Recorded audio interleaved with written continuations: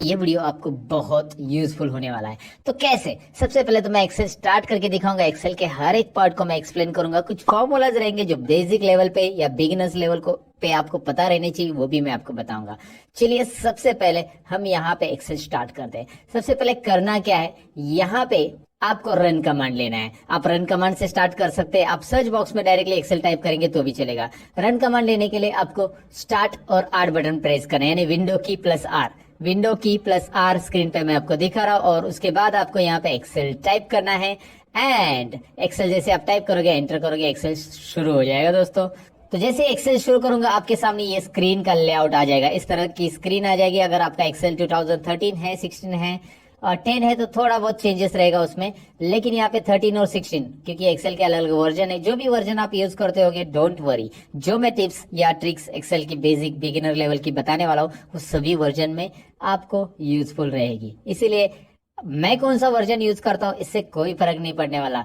आप कौन सा वर्जन यूज करें इससे भी कोई फर्क नहीं पड़ने वाला। बस आपको एक्सेल के अंदर जितनी भी चीजें मैं यहाँ पे पढ़ाने वाला हूँ, वो उस वर्जन में काम आएगी। और नहीं आ रही है, उस वर्जन में नहीं दिखाई दे रही है, तो मैं आपको बताऊंगा कि वो चीजें उस वर्जन में नहीं है। कौन सी है? ऐसी कुछ चीजें हैं जो कि पुराने वर्जन में नहीं है, लेकिन मैं आपको बताऊंगा। फिलहाल तो आपको यहाँ पे बताऊं कि स्क्रीन में आपको लेफ्ट साइड में जो रिसेंट फाइल दिखाई दे रही है, ये मैंने बनाई हुई फाइल है। जैसे मैं अलग अलग एक्सेल के डेटा पे काम करता हूँ, तो उसमें जितनी भी फाइल मैं सेव करता हूँ वो यहाँ पे आ जाती है रिसेंट फाइल के अंदर। राइट, रिसेंट फाइल का बॉक्स आपको दिखाई दे रहा है। इसके बाद आपको ब्लैंक वर्कबुक दिख रहा है, और उसके बाद माइक्रोसॉफ्ट ने आपको कुछ ऑलरेडी फॉर्मूला ट्यूटोरियल से रिलेटेड पहले से कुछ शीट्स दी है, प्री फॉर्मेटेड शीट्स है, यहाँ से आप ले सकते हैं। उसके ऊपर आप यहाँ पे भी देख सकते हैं business, personal, planner and trackers, list, budgets, ऐसे बहुत सारे माइक्रोसॉफ्ट ने दिए हुए रेडीमेड वर्कबुक्स है। तो एक्सेल की फाइल को वर्कबुक्स बोलते हैं, ये तो आपको समझ में आया होगा। और यहाँ पे आपको दिख रहा है ब्लैंक वर्कबुक। सबसे पहले मैं यहाँ पे ब्लैंक वर्कबुक ही लेना चाहूंगा, क्योंकि ब्लैंक वर्कबुक से हमारा इंट्रोडक्शन शुरू होगा ना दोस्तों। अब यहाँ पे आपको ये स्क्रीन जो दिखाई दे रही है, ये एक्सेल का लेआउट है। एक्सेल की स्क्रीन ऐसी रहेगी। और एक्सेल के अंदर अभी डिटेल में जान लेते हैं कि क्या क्या किसको बोलते हैं। सबसे पहले तो मैं आपको यहाँ पे बताऊं कि ऊपर जो दिखाई दे रहा है, home, insert, page layout, formulas, data, review, view, मेरे पास कुछ और एक्स्ट्रा भी टैब है। ये कैसा है मैं आपको बताने वाला हूँ, वैसे भी don't worry about it. But ये जो है, इसे टैब बोलते हैं।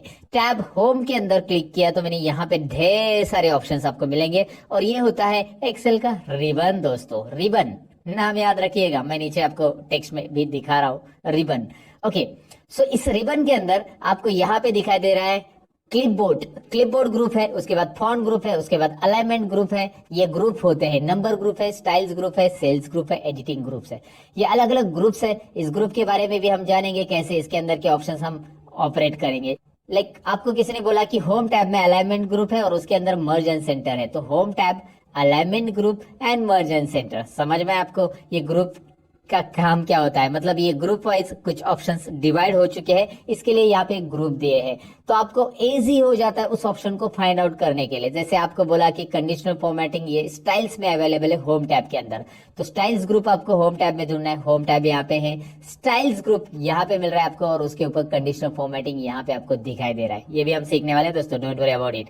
सो ये एक वीडियो ऐसा मैं बना रहा हूँ जिसमें आपको बिगिनर्स लेवल में जो जानकारी होनी चाहिए एक्सेल की, वो पूरी यहाँ पे रहेगी, इसीलिए बने रहेगा।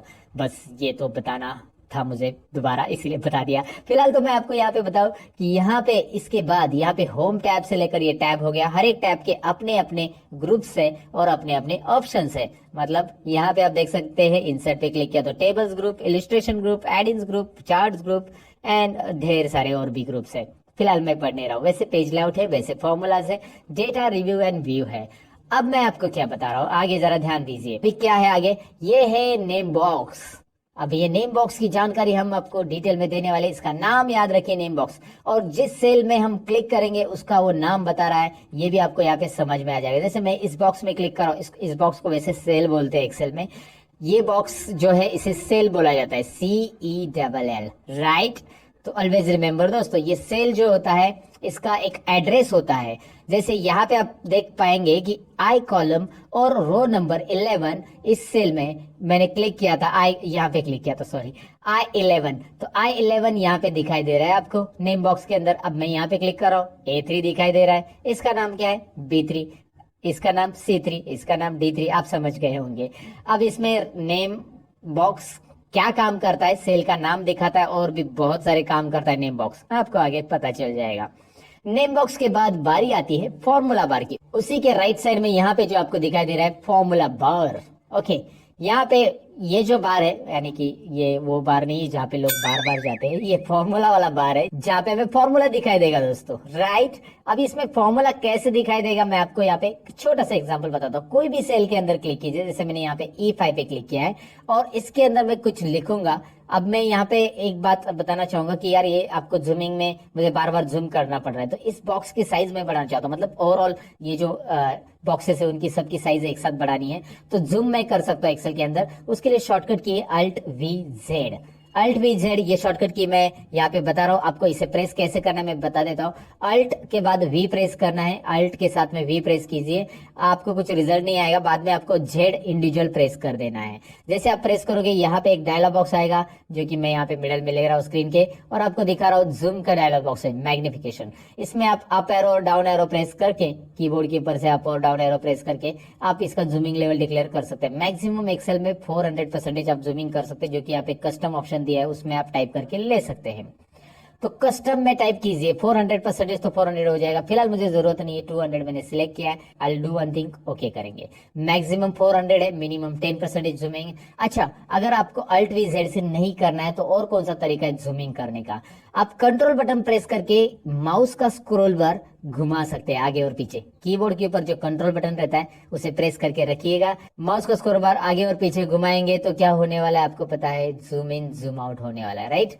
सो ये आप ट्राई कर सकते हैं, या इसके अलावा कर सकते हैं आप राइट कॉर्नर में, यहाँ पे राइट कॉर्नर में आइए और यहाँ पे आपको जूमिंग के लिए मिल रहा है ऑप्शन, प्लस की तरफ क्लिक करें, मतलब प्लस के ऊपर क्लिक करेंगे तो ये जूम इन होता जाएगा, माइनस पे क्लिक करेंगे तो ये जूम आउट होते जाएगा। ये सिंपल चीजें मुझे बताने की ज्यादा जरूरत नहीं, लेकिन मैंने आपको बताया कि शॉर्टकट की से ये कर सकते हैं और कैसे करना है आप ये समझ गए होंगे, राइट।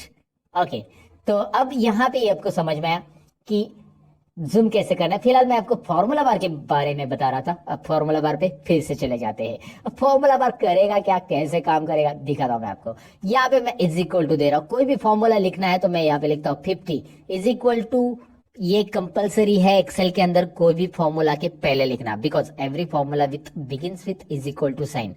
ये अंग्रेजी में समझ आता है, हिंदी में बताता हूँ। हर एक formula is equal to sign से शुरू होता है, हर एक फॉर्मूला बराबर साइन से शुरू करते हैं हम, अरे सबको पता है यार। यहाँ पे देखिए 50 + 30 मैंने लिखा, ये प्लस का साइन जो कीबोर्ड के ऊपर प्लस रहता है वो कीज ही है, और माइनस का साइन वहां पे माइनस का साइन है। मल्टीप्लिकेशन के लिए आप मल्टीप्लिकेशन यानी एस्ट्रिक का साइन यूज कर सकते हैं, और डिवाइड के लिए यहाँ पे स्लैश का साइन है, जो स्क्रीन के ऊपर मैं आपको दिखा रहा हूँ कि कौन सा साइन किसके लिए यूज किया जाता है, तो आप जरूर कर सकते हैं इसे। यहाँ पे देखिए एक सिंपल कैलकुलेशन हो चुका है, 50 + 30 यहाँ पे आ गया 80। अब मैं यहाँ पे 80 भी लिख रहा हूँ, नीचे मैंने डायरेक्ट 80 टाइप किया, यहाँ पे मैंने 80 कैलकुलेशन किया। आप बोलोगे इतना बेसिक कैलकुलेशन आपको आता नहीं क्या? मैंने आपको दिखाने के लिए किया कि ये होता क्या है। ध्यान से देखिए, फॉर्मूला बार में ऊपर क्या दिख रहा है, जो कि मैंने C4 में कुछ टाइप किया था, दिखाई दे रहा है आपको। C4 सेल में मैंने टाइप किया है 50 + 30 और उसका आंसर तो 80 दिख रहा है सेल, लेकिन फॉर्मूला बार उसका फॉर्मूला दिखा रहा है। और C5 सेल में क्या हो रहा है, C5 सेल में मैंने डायरेक्टली 80 टाइप किया, राइट। तो 80 टाइप किया तो वहां पे कोई फॉर्मूला नहीं आ रहा है। So if there is a formula in your cell it will display formula, if there is a content in your cell it will display content. मतलब फॉर्मूला बार का काम यही होता है दोस्तों।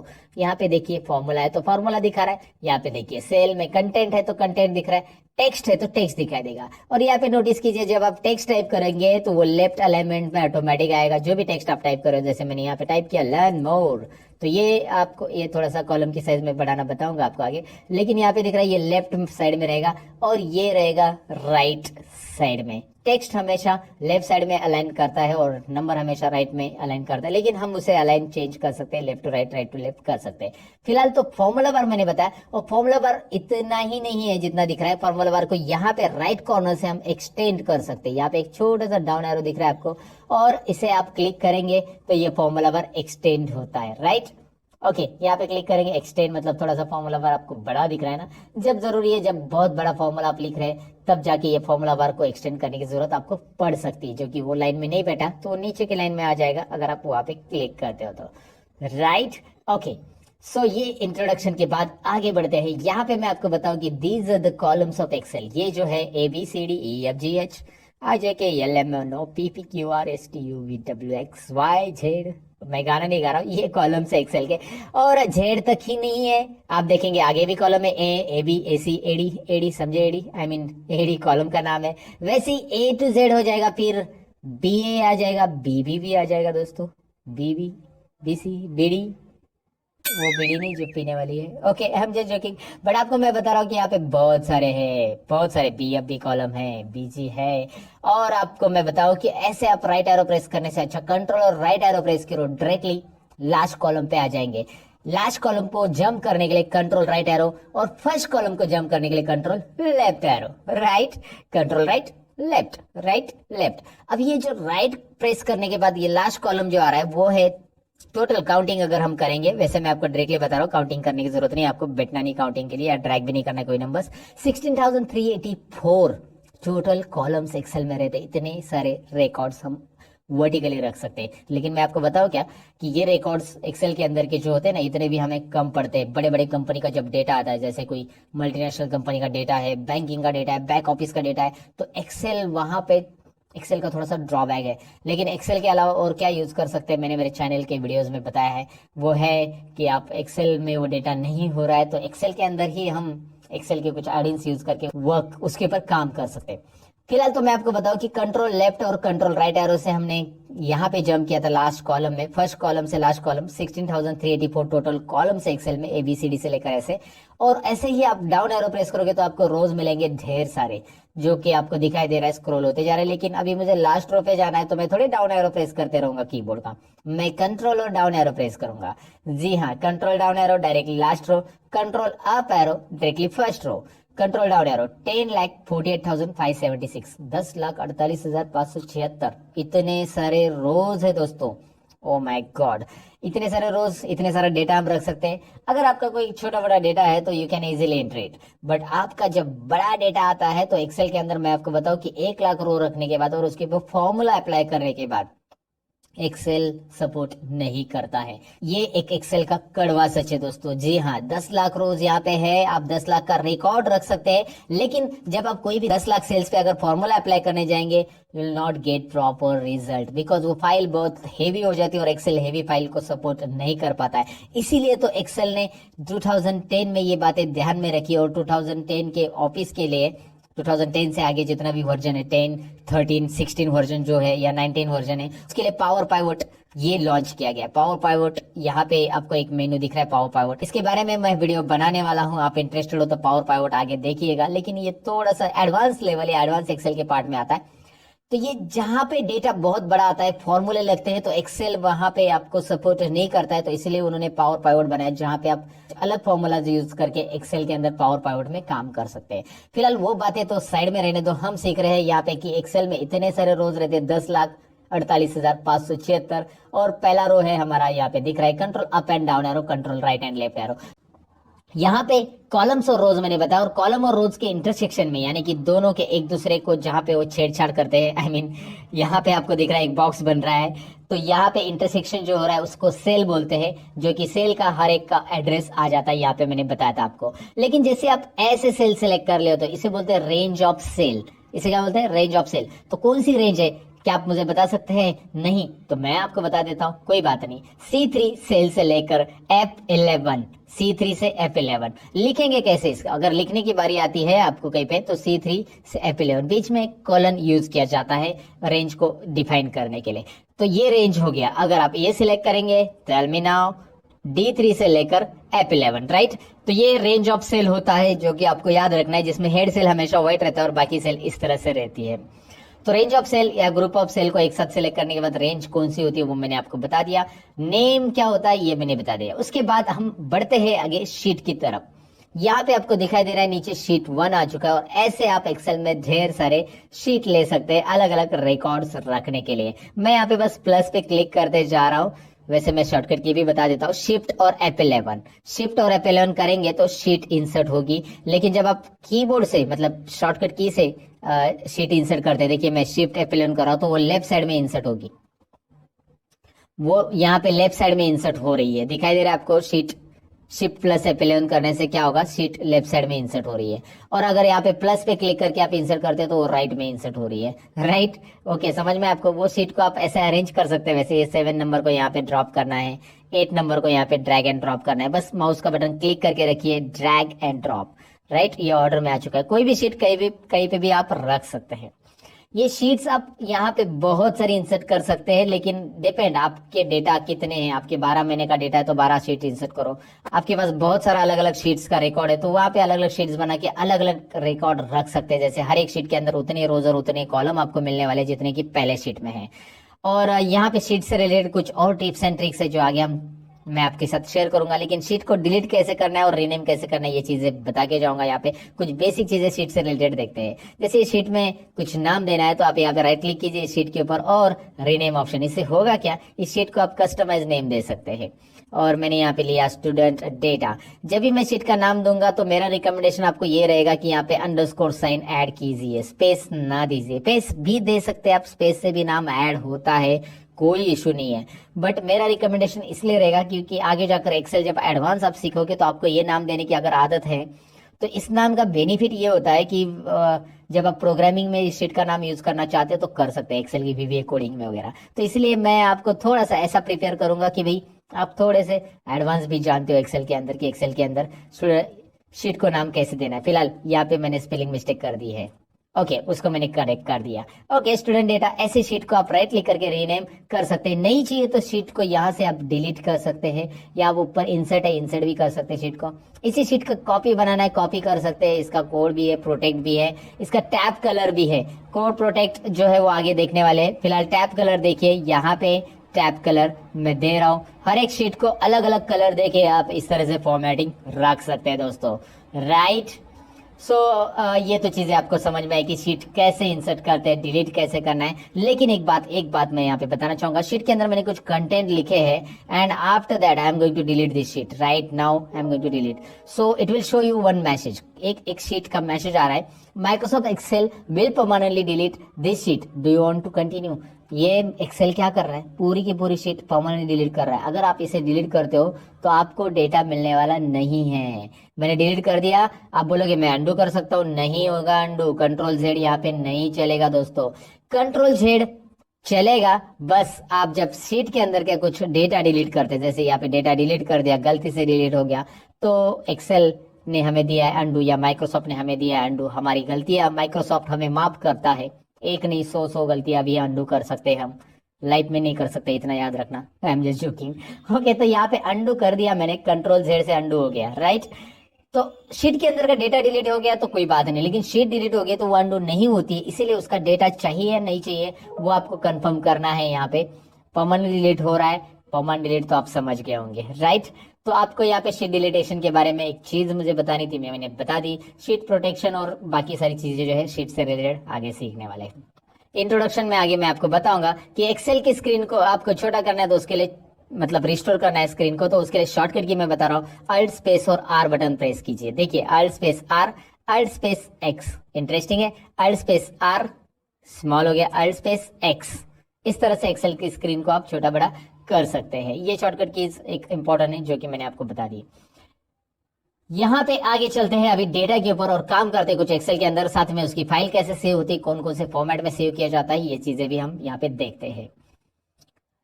तो इंट्रोडक्शन के बाद अब नेक्स्ट पार्ट की तरफ बढ़ते हैं जिसमें डेटा टाइपिंग कैसे करना है यहाँ पे देखेंगे। एक्सेल के अंदर डेटा एंट्री होता है, ये आपने सुना ही होगा, लेकिन डेटा एंट्री कैसे करना है आपके सबके मन में ये क्वेश्चन रहेगा। तो सबसे पहले तो मैं क्या करता हूँ, इस वर्कबुक, ये दिख रहा है बुक 1 आ चुका है, इसको मुझे अभी क्लोज करना है, मुझे नया बुक लेना है, तो मैं कंट्रोल W करूंगा, कंट्रोल W क्लोज बुक। ये जो है एक्सेल वर्कबुक नहीं क्लोज होगा, जो हमारा ओपन बुक है, ओपन फाइल है एक्सेल की, वो क्लोज होगी। So do you want to save it, हमें सेव नहीं करना है, डोंट सेव पे मैं क्लिक करता हूँ।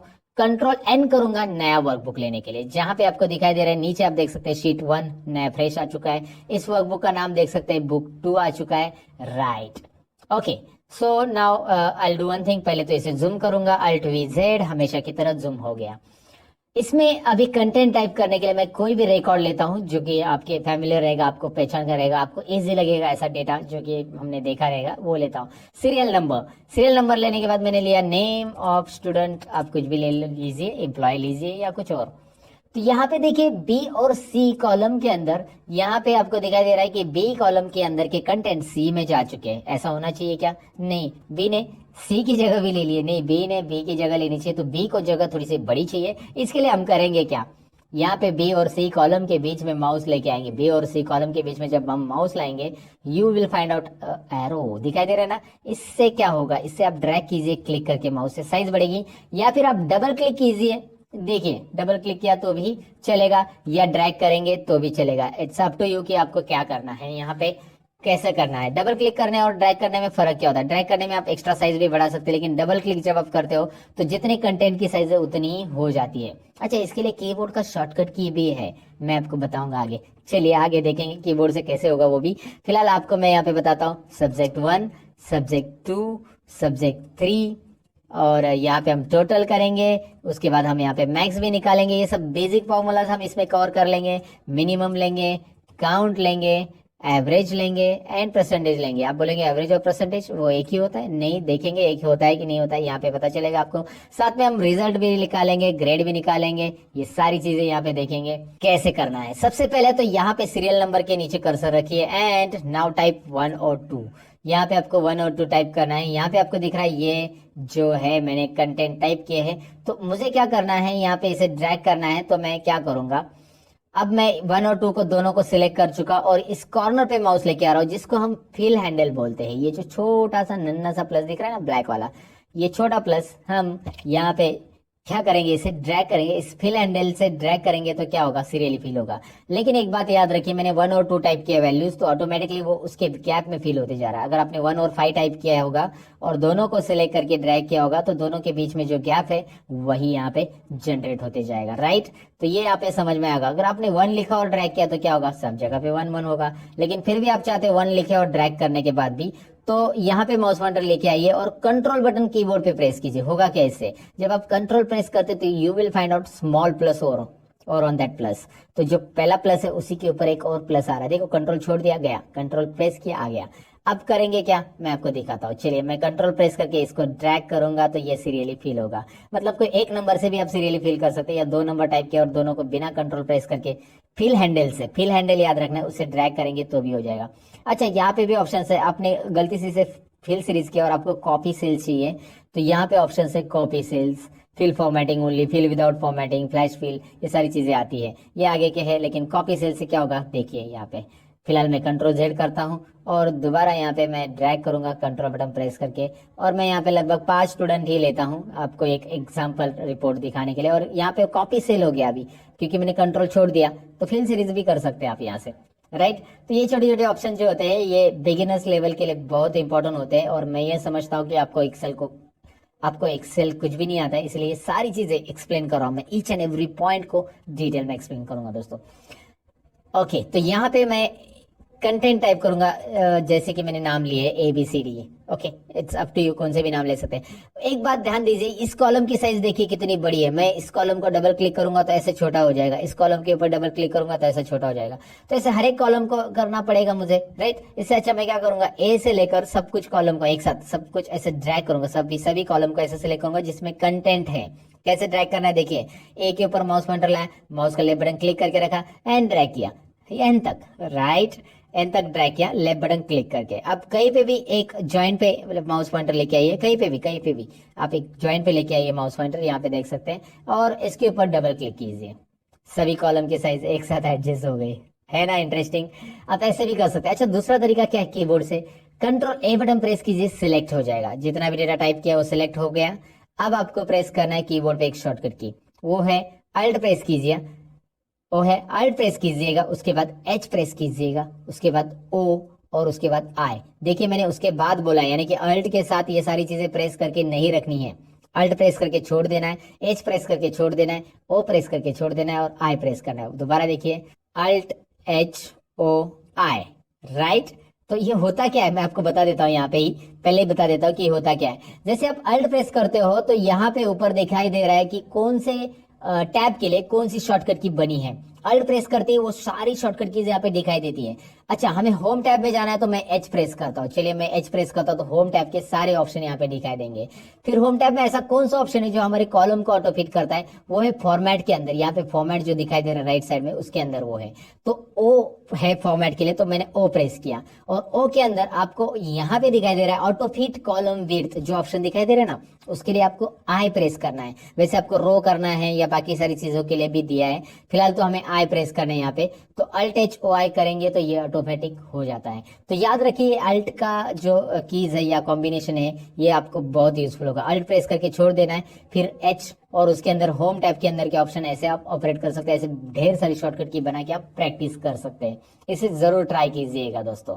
अब यहाँ पे लगभग हमने टाइप कर लिया हमारा डेटा। डेटा एंट्री करने के लिए आपको टाइप कैसे करना है मैंने आपको बताया। डेटा एंट्री की टिप्स भी इसमें मैं आपको बताऊंगा। सबसे पहली टिप्स देखिए डेटा एंट्री में, यहाँ पे ही मुझे डेटा फिल करना है सब्जेक्ट 1 2 3 में, राइट। और आपको पता है कि इसके बाद ये खत्म होने के बाद यहाँ पे टाइप करना है, यहाँ पे टाइप करना है। तो इससे अच्छा इन तीनों को सिलेक्ट कीजिए। जितने भी डेटा पे आपको कुछ भी टाइप करना रहता है उसको आपको सिलेक्ट करना बहुत जरूरी है। जब आप सिलेक्ट करोगे तो उसका बेनिफिट क्या होगा, चलिए मैं आपको दिखाता हूँ। यहाँ पे कोई नंबर मैं टाइप करूंगा तो ये नंबर टाइप करने के बाद कर्सर ऑटोमेटिकली नेक्स्ट सेल में चला जा रहा है। आपको नेक्स्ट सेल में जाने की जरूरत नहीं है। देखिए दिखाई दे रहा है ना आपको, यहाँ पे बस नंबर न्यूमेरिक कीपैड का एंटर कीजिए, नंबर टाइप कीजिए और न्यूमेरिक कीपैड पे जो एंटर बटन है वो प्रेस कीजिए। ऑटोमेटिकली कर्सर आपका नेक्स्ट यहाँ पे आ चुका है। तो यहाँ पे आपने एक बॉक्स सेलेक्ट करने के बाद उस बॉक्स के अंदर आप इस तरह से सिलेक्शन आपका रहेगा। बस आपको यहाँ पे नंबर टाइप करके एंटर करना है।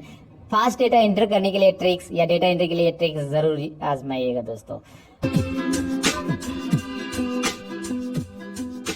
अच्छा, आप इसकी टोटल कैसे करते हैं देखिए। यहाँ पे तीनों को सिलेक्ट कर रहा हूं मैं और तीनों को सिलेक्ट करने के बाद इसका टोटल आता है 142। देखिए इन तीनों को सिलेक्ट करता हूं, इसका टोटल आता है 118। इन तीनों को सिलेक्ट कर रहा हूं, इसका टोटल आ रहा है 76। मैं इतना फास्ट कैलकुलेशन कैसे कर रहा हूं, मैं नहीं कर रहा दोस्तों, एक्सेल खुद कर रहा है। तो जैसे मैं इसे सिलेक्ट कर रहा हूँ, यहाँ पे बॉटम में देखिए मैं यहाँ पे दिखा रहा हूँ आपको सम और काउंट और एवरेज तीनों भी आ रहा है, राइट। यहाँ पे मैं देख के बता रहा हूँ आपको, मैं खुद कैलकुलेशन नहीं कर रहा हूँ। तो यहाँ पे सिंपल है, आपको करना है कि इन तीनों को सिलेक्ट, यहाँ पे टोटल आ रहा है, लेकिन ये टोटल मुझे यहाँ पे चाहिए।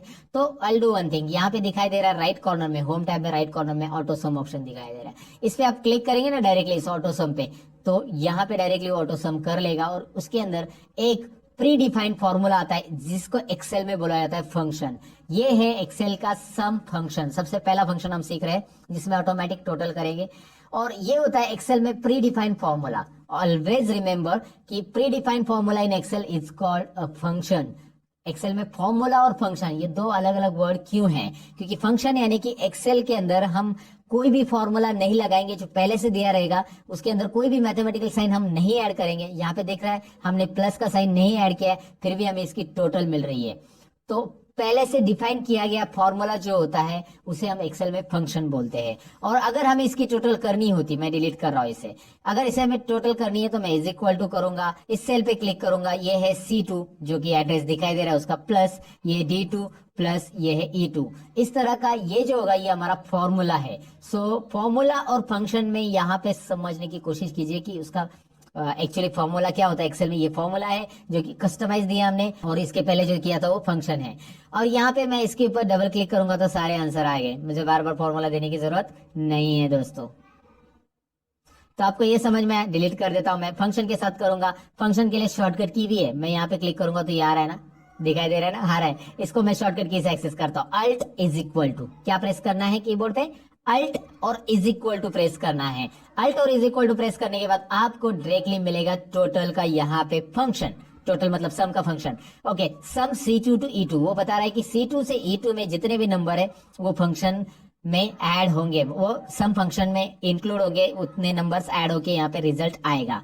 एंटर कीजिए, आपको रिजल्ट मिल रहा है। अच्छा, आप ये टाइप भी कर सकते हैं, चलिए मैं आपको दिखाता हूँ। इज इक्वल टू सम, आप ऐसा टाइप करेंगे तो नीचे देखिए बहुत सारे सम से रिलेटेड फंक्शन आ जाते हैं। सम से रिलेटेड बहुत सारे सम इफ सब सम प्रोडक्ट वगैरह सब है, लेकिन फिलहाल सम देख रहे हैं। अब ये सम टाइप करने के बाद आप टैब बटन प्रेस कीजिए, ऑटोमेटिक ओपन ब्रैकेट आ जाता है। आप ओपन ब्रैकेट दे सकते हैं शिफ्ट बटन प्रेस करके, लेकिन टैप किया ना टैप तो ऑटोमेटिक ओपन ब्रैकेट आ जाता है। अब करना क्या है, सब्जेक्ट 1 2 3 इन तीनों को सिलेक्ट कीजिए। C2 से E2 मैंने सिलेक्ट किया है, C2 टू E2 ये मैंने सिलेक्ट किया और ब्रैकेट क्लोज कीजिए। एंटर करने के बाद एक्सेल खुद ब्रैकेट क्लोज कर देता है, एक्सेल के पास सेंस है। ये सेंस ऑफ ह्यूमर है एक्सेल के पास दोस्तों। कैसे, मैं आपको बता देता हूँ। यहाँ पे पहला सेंस क्या दिया कि यहाँ पे उसने ट्रैक किया कि यहाँ पे टेक्स्ट है और यहाँ पे आपका नंबर है, तो उसने ऑटोमेटिकली इतनी रेंज ली Alt is equal to shortcut की प्रेस करने के बाद, मुझे रेंज सिलेक्ट करने की जरूरत नहीं पड़ी। दूसरी चीज, अगर यहाँ पे कोई नंबर रहता तो ऑटोमेटिकली वो सारे के सारे नंबर ले लेता, वन भी नंबर है और ये भी ले लेता, राइट। तो ये भी याद रखना है। दूसरी चीज, यहाँ पे ब्रैकेट क्लोज मैंने नहीं किया, एंटर किया, एक्सेल ने ऑटोमेटिक ब्रैकेट क्लोज करके दे दिया है ना। छोटी छोटी चीजें आपको यहाँ पे पहले से समझनी है। और यहाँ पे डबल क्लिक करूंगा तो एक्सेल जानता है कि अभी करना क्या है उसको। यहाँ पे ये जो दिख रहा है ना फिल हैंडल, इसे आप क्लिक एंड ड्रैग कीजिए, डबल क्लिक कीजिए। अगर आप बोलो यार माउस से नहीं करना है सर, तो मैं आपको बता देता हूँ कि इसे क्लिक कीजिए, शिफ्ट और डाउन एरो प्रेस करके रखिए ऐसा, और कंट्रोल डी बटन प्रेस कीजिए। कंट्रोल डी फील डाउन, बहुत सारी शॉर्टकट की जो बेसिक लेवल पे आपको आनी चाहिए। कंट्रोल डी, जिससे आप लोगों को इंप्रेस कर सकते हैं ये करके, इसीलिए ये बेसिक शॉर्टकट कीज आपको याद रखनी है। सिलेक्ट करिए, कंट्रोल डी कीजिए, फील डाउन, या फिर आप डबल क्लिक कीजिए, आ जाएगा यहाँ पे, आपको इसका जवाब मिल जाएगा। तो मैंने आपको बताया कि इसका टोटल कैसे निकालना है। टोटल निकालने का जो प्री डिफाइंड सम है वो क्या होता है। फॉर्मूला भी हम दे सकते हैं, लेकिन फॉर्मूला देंगे तो वो बहुत लंबा भी हो जाता है, पेचीदा भी हो जाएगा, बराबर ना। सपोज एग्जांपल ले लो ना, लाइक आपको इसकी टोटल करनी है, इसकी टोटल करनी है, इसकी, तो इसके लिए 5 सेल है, 1 2 3 4 5 सेल। तो इतना बड़ा फॉर्मूला देने से अच्छा क्लिक कीजिए, अल्ट इज इक्वल टू कीजिए और एंटर बटन प्रेस कीजिए, राइट। यहाँ पे भी क्लिक कीजिए, अल्ट इज इक्वल टू कीजिए, एंटर बटन प्रेस कीजिए। ऐसे आप इसकी टोटल कर सकते हैं। अल्ट इज इक्वल टू से होता क्या है समझ में आपको। फिलहाल तो यहाँ पे अल्ट इज इक्वल टू इसकी टोटल, और यहाँ पे डबल क्लिक आ गया। मैक्स निकालने के लिए यहाँ पे ऑटो सम के अंदर जो कॉर्नर में, राइट कॉर्नर में आपको दिखाई दे रहा है, इसके अंदर आपको max, mean, count numbers, average और सम तो हमने निकाल लिया। तो अभी मैक्स निकालना है, तो मैं मैक्स पे क्लिक करता हूँ। यहाँ पे उसने क्या कर लिया, बाय डिफॉल्ट लेफ्ट साइड के सभी नंबर ले लिए। देखिए, अब मैंने आपको बताया था एक्सेल में सेंस है। आप बोलोगे यार मुझे तो सब्जेक्ट 1 2 3 इन तीनों में से मैक्सिमम निकालना है, टोटल नहीं लेना है। तो एक्सेल ने क्यों लिया टोटल, क्योंकि भाई एक्सेल को वो नंबर मिल रहा है और नंबर ऑटोमेटिक एक्सेल ट्रैक करेगा। अब करना क्या है, आपको इन तीनों को सिलेक्ट करना है ना, ड्रैग करके माउस का पॉइंटर 45 से लेकर 65 तक ड्रैग कीजिए। Max C2 to E2 formula दिख रहा है आपको आगे, आई मीन फंक्शन दिख रहा है आपको आगे, ये मैक्सिमम निकालेगा। डबल क्लिक कीजिए, ये मैक्स, इनमें तीनों में कौन सा मैक्सिमम मार्क्स है वो आपको यहाँ पे डिस्प्ले करेगा। वैसे आप मिनिमम भी डिस्प्ले कर सकते हैं। करना क्या है, मिनिमम के लिए आपको सिंपल देना है, यहाँ पे is equal to sign minimum MIN type कीजिए, उसके बाद टैब बटन प्रेस कीजिए। आप यहाँ पे इसे सिलेक्ट कीजिए, तीनों सब्जेक्ट को एंटर कीजिए। फॉर्मूला आप टाइप करके भी कर सकते हैं। करना क्या है मैंने आपको बताया, देखिए काउंट में बताता हूँ। करना क्या है, is equal to COUNT, UN type किया तो भी ऑटोमेटिक नीचे हाईलाइट हो रहा है। उसके बाद नीचे जैसे ही वो ब्लू कलर में हाईलाइट होता है वो फॉर्मूला जो भी हमारा रिक्वायर्ड है, टैब बटन प्रेस करने से आगे का T वगैरह टाइप करने की जरूरत नहीं पड़ेगी। फिर आप इन तीनों को सिलेक्ट करेंगे, फिर आप क्लोज करेंगे ब्रैकेट को, फिर आप एंटर करेंगे और फिर आप ही करेंगे सब कुछ। यहाँ पे डबल क्लिक करना है, दोनों को एक साथ सिलेक्ट करके मैंने डबल क्लिक किया। ये फॉर्मूलाज वहां से भी आप ले सकते हैं ऑटोसम से, लेकिन मैंने इसको बताया इस तरह से। अच्छा, आपने बोला कि सर जैसे इसको अल्ट इज इक्वल टू से किया, वैसे ये नहीं होगा क्या कोई शॉर्टकट की से, राइट ना। शॉर्टकट की से भी तो होना चाहिए। दरअसल इसके लिए शॉर्टकट कीज मैंने आपको बताई है। आप बोलोगे यार कभी बताइए, अभी तो मैं एक्सपेंशन पढ़ा है। मैंने बताया था आपको, अल्ट करिए, H कीजिए, H करने के बाद ऑटोसम के लिए क्या आता है देखिए वहां पे, जरा ध्यान से देखिए, मैं जूम करके भी बता रहा हूँ। वहां पे ऑटो सम के लिए क्या आ रहा है, U आ रहा है। U आ रहा है तो मैं U प्रेस करता हूँ और U के अंदर मैक्स निकालना है तो M, राइट। अब यहाँ पे आपको माउस यूज नहीं करना पड़ा, right. Alt H U M, shift और लेफ्ट एरो प्रेस करूंगा, क्योंकि मैंने यहाँ पे जो सिलेक्शन देखा था वो 3 सेल का चाहिए था मुझे और 4 सेल का आ रहा है। शिफ्ट और left arrow, shift button hold down करके लेफ्ट एरो कीबोर्ड का प्रेस करने से एक सिलेक्शन, एक सेल कम होगी और एंटर कीजिए। क्या हो रहा है जरा देखिए, वापिस देखिए, अल्ट H U और I यानी मिनिमम, शिफ्ट और लेफ्ट एरो कितनी बार, 2 बार, एंटर। मैंने माउस को हाथ ही नहीं लगाया, इसके लिए माउस की जरूरत ही नहीं पड़ी मुझे। एक बार आपकी प्रैक्टिस हो गई ना तो आपको माउस की जरूरत ही नहीं यार। मतलब मैं आपको बता रहा हूँ, वैसे माउस की जरूरत पड़ती है कभी कभी चार्ट्स वगैरह के लिए, लेकिन फिलहाल ऐसे डेटा के लिए तो जरूरी नहीं, जहाँ पे फॉर्मूलाज आपको इजीली अप्लाई करने हैं। Alt H home tab, U auto sum, और काउंट नंबर्स के लिए है C, राइट। वहां पे आप देख सकते हैं राइट साइड में जो छोटा सा बॉक्स आ रहा है, छोटा सा नन्हा सा प्यारा सा बॉक्स में देख सकते हैं, सम के लिए यस था, एवरेज के लिए A है, काउंट के लिए C है, मैक्सिमम के लिए M है, मिनिमम के लिए I है। फिलहाल C प्रेस करते हैं और यहाँ पे 6 सेल सिलेक्ट हो गया, C2 to H2। तो करेंगे क्या, कीबोर्ड से करना है, माउस से तो आप कर सकते हैं लेकिन कीबोर्ड से करना है तो शिफ्ट लेफ्ट एरो 3 बार, क्योंकि 3 सेल रिमूव करने, एंटर कीजिए। Alt H U A, average के लिए शिफ्ट लेफ्ट एरो 4 बार और एंटर कीजिए। राइट, अब मुझे ये भी कीबोर्ड से ही करना है, तो मैं करूंगा क्या, शिफ्ट और राइट एरो, फिर शिफ्ट और डाउन एरो, और फिर control D, right. Okay, got it दोस्तों। तो ये आपको समझ में आया कि मैंने मैक्स, मीन, काउंट, एवरेज कैसे निकाला। इंटरेस्टिंग है, कोई डिफिकल्टी नहीं है इसमें। कीबोर्ड से कैसे करना है, माउस से कैसे करना है, दोनों चीजें मैंने आपको बताई। अच्छा, एक बात, एक सवाल मैं आपको पूछना चाहूंगा यहाँ पे कि एवरेज और परसेंटेज सेम रहते हैं क्या? जरा मुझे कमेंट सेक्शन में जरा बता देना कि एवरेज और परसेंटेज सेम रहते हैं क्या। आप अपना आंसर चेक कर लेना, कमेंट में पहले आंसर लिख देना और फिर यहाँ पे मैं आपको आंसर बता रहा हूँ। एवरेज और परसेंटेज सेम रहते हैं या नहीं रहते हैं, यहाँ पे आपको पता चलेगा, खुद मैं कैलकुलेट कर रहा हूँ। मैं इसका जरा कॉलम की साइज बढ़ा लूंगा क्योंकि एवरेज जो है पॉइंट्स में आता है और वो पॉइंट्स नहीं दिख रहे थे, तो मैंने कॉलम की साइज बढ़ा दी। लेकिन यहाँ पे ज्यादा डेसिमल आ रहे हैं, इतने ज्यादा डेसिमल प्लेसेस हमें चाहिए क्या? देखिए कॉलम की साइज बढ़ाइए, इतने सारे डेसिमल आ रहे हैं। तो डेसिमल प्लेसेस को अगर कम ज्यादा करना है या एक एक पर्टिकुलर डेसिमल में रखना है, तो यहाँ पे होम टैब में आपको ऑप्शन दिया गया है नंबर फॉर्मेट में, ये नंबर ग्रुप दिख रहा है ना, उसमें आपको यहाँ पे ये जो ऑप्शन दिखाई दे रहा है डिक्रीज डेसिमल है, और यहाँ पे मैं डिक्रीज कर दिया पूरा का पूरा, लेकिन मुझे यहाँ पे राउंड फिगर मिलेगा फिर, तो मैं इंक्रीज डेसिमल पे क्लिक करूंगा। इंक्रीज डेसिमल पे क्लिक जैसे करूंगा, 1 2, ये इंक्रीज और डिक्रीज डेसिमल यहाँ पे याद रखना है, इंक्रीज डेसिमल डिक्रीज डेसिमल। सो यहाँ पे बस क्लिक करेंगे तो आपको मिल जाएगा वो ऑप्शंस। यहाँ पे डबल क्लिक कीजिए, कॉलम की साइज यहाँ पे एडजस्ट हो जाएगी। ये 2 डेसिमल मैंने रख दिया।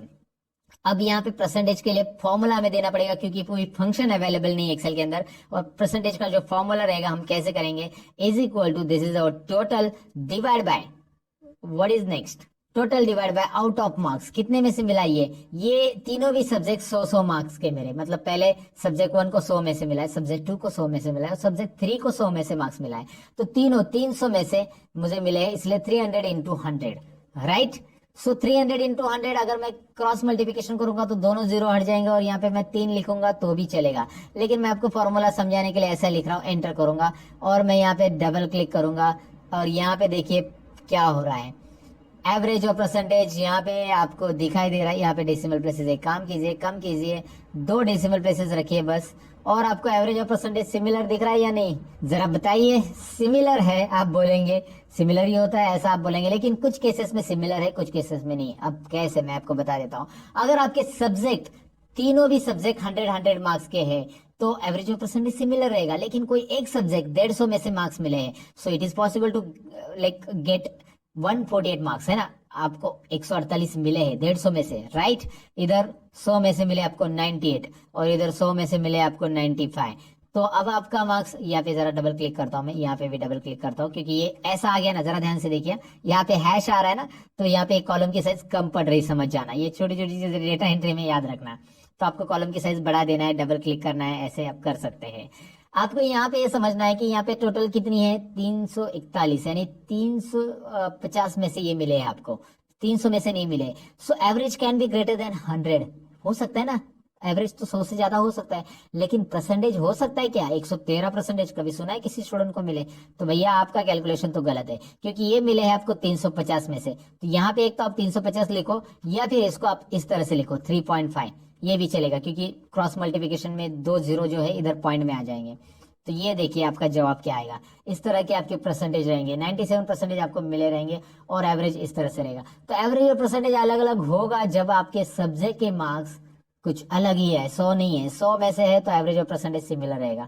फिलहाल मैं इसे अंडू कर देता हूँ सारी चीजों को, और मैं आपको ये बताने के लिए ये मैंने सारी चीजें या उटपटांग हरकतें की कि एवरेज और परसेंटेज अलग अलग कौन से केसेस में होते हैं। अब आप किसी को भी बता सकते हैं, बहुत सारे लोगों की एक गलत फहमी होती है कि ये दोनों इक्वल रहते हैं, लेकिन कुछ केसेस में ये दोनों सिमिलर या इक्वल हम नहीं कह सकते उसको, राइट।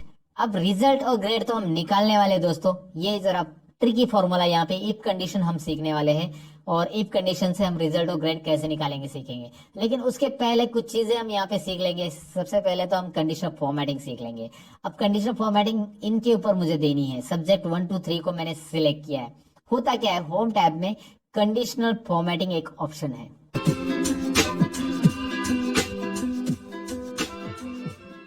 तो यहाँ पे जो कंडीशनल फॉर्मेटिंग ऑप्शन दिखाई दे रहा है उसका काम क्या है मैं आपको बता देता हूँ। जैसे आप उस पर क्लिक करोगे, highlight cells rules, top bottom rules, data bars, colour scale, icon set, ढेर सारी चीजें आ रही है।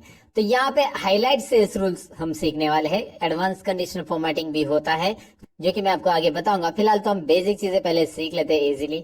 यहाँ पे कुछ हाईलाइट सेल्स रूल्स आपको दिखाई दे रहे हैं जिसमें आपको greater than, less than, between, equal to, text that contains, date occurring and duplicate values, right. अब मैं आपको सबसे पहले बताऊंगा कि कंडीशनल फॉर्मेटिंग करेगा क्या। जो नंबर्स मैंने सिलेक्ट किए हैं उसके ऊपर हम कुछ कंडीशन के अकॉर्डिंग फॉर्मेटिंग देंगे। अब कंडीशन के अकॉर्डिंग फॉर्मेटिंग यानी हमें लेस देन 35 वाले नंबर हाईलाइट करने हैं। वो कौन से कलर में रहते हैं? आपको स्कूल में जब आपको 35 से कम मार्क्स मिलते हैं तो कौन से कलर में लिखते हैं टीचर? कौन से कलर में, जरा बताइए? रेड कलर में, एवरीबॉडी नोज दैट। तो लेस देन पे क्लिक कीजिए और यहाँ पे लेस देन पे क्लिक करने के बाद एक छोटा सा नन्ना सा डायलॉग बॉक्स आ रहा है हमेशा की तरह। और इस डायलॉग बॉक्स में मैं क्या कर रहा हूँ, जो 38 दिख रहा है वहां पे मैंने 35 किया है। और 35 करने के बाद आप देख सकते हैं ऑटोमेटिकली 35 से जो भी कम है सब्जेक्ट 1 2 3 में, तीनों में भी 35 से जितने भी कम है वो रेड कलर में बैकग्राउंड के साथ वो हाईलाइट हो रहे हैं। मुझे ये कलर नहीं चाहिए तो मैं यहाँ पे कलर कस्टमाइज कर सकता हूँ। और करने के लिए बस आपको यहाँ पे कस्टमाइज करने के लिए बस आपको यहाँ पे कस्टम फॉर्मेट पे क्लिक करना होगा। नीचे दिखाई दे रहा है कस्टम फॉर्मेट ऑप्शन है, जैसे आप इस ड्रॉप डाउन पे क्लिक कर देते हो। कस्टम फॉर्मेट में हमें यहाँ पे फिल या फिर फॉन्ट जो कलर चाहिए वो चूज कर सकते हैं। मैं फॉन्ट कलर ही देना चाहता हूँ। फॉन्ट में मैंने रेड कलर दे दिया। देखिए फॉन्ट में कलर में यहाँ पे रेड कलर, और ओके कीजिए। अब ओके कीजिए, देखिए क्या हो रहा है, बस 35 के नीचे वाले जो है उसका फॉन्ट कलर रेड हो चुका है। आसान है ना, बहुत बहुत ही आसान है। अब मैं आपको बताऊं कि 35 के ऊपर वाले देने हैं तो conditional formatting, highlight cells rule, और यहाँ पे हाईलाइट सेल्स रूल में ग्रेटर देन में क्लिक करेंगे।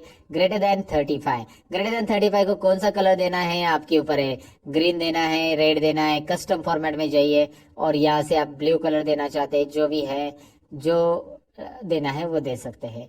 लेकिन एक बात यहाँ पे ध्यान दीजिए, मैंने 35 अगर लिखा तो वो तो ब्लैक कलर में आ रहा है ना, 35 ब्लैक कलर में आ रहा है, बाकी सब तो ऑटोमेटिक अपने अपने कलर में आ रहे हैं। तो यहाँ पे मैं करूंगा क्या, कंडीशनल फॉर्मेटिंग में और एक चीज है जो कि आपको यहाँ पे देखनी चाहिए, इक्वल टू है, बिटवीन भी है वैसे। इक्वल टू 35 देते पहले।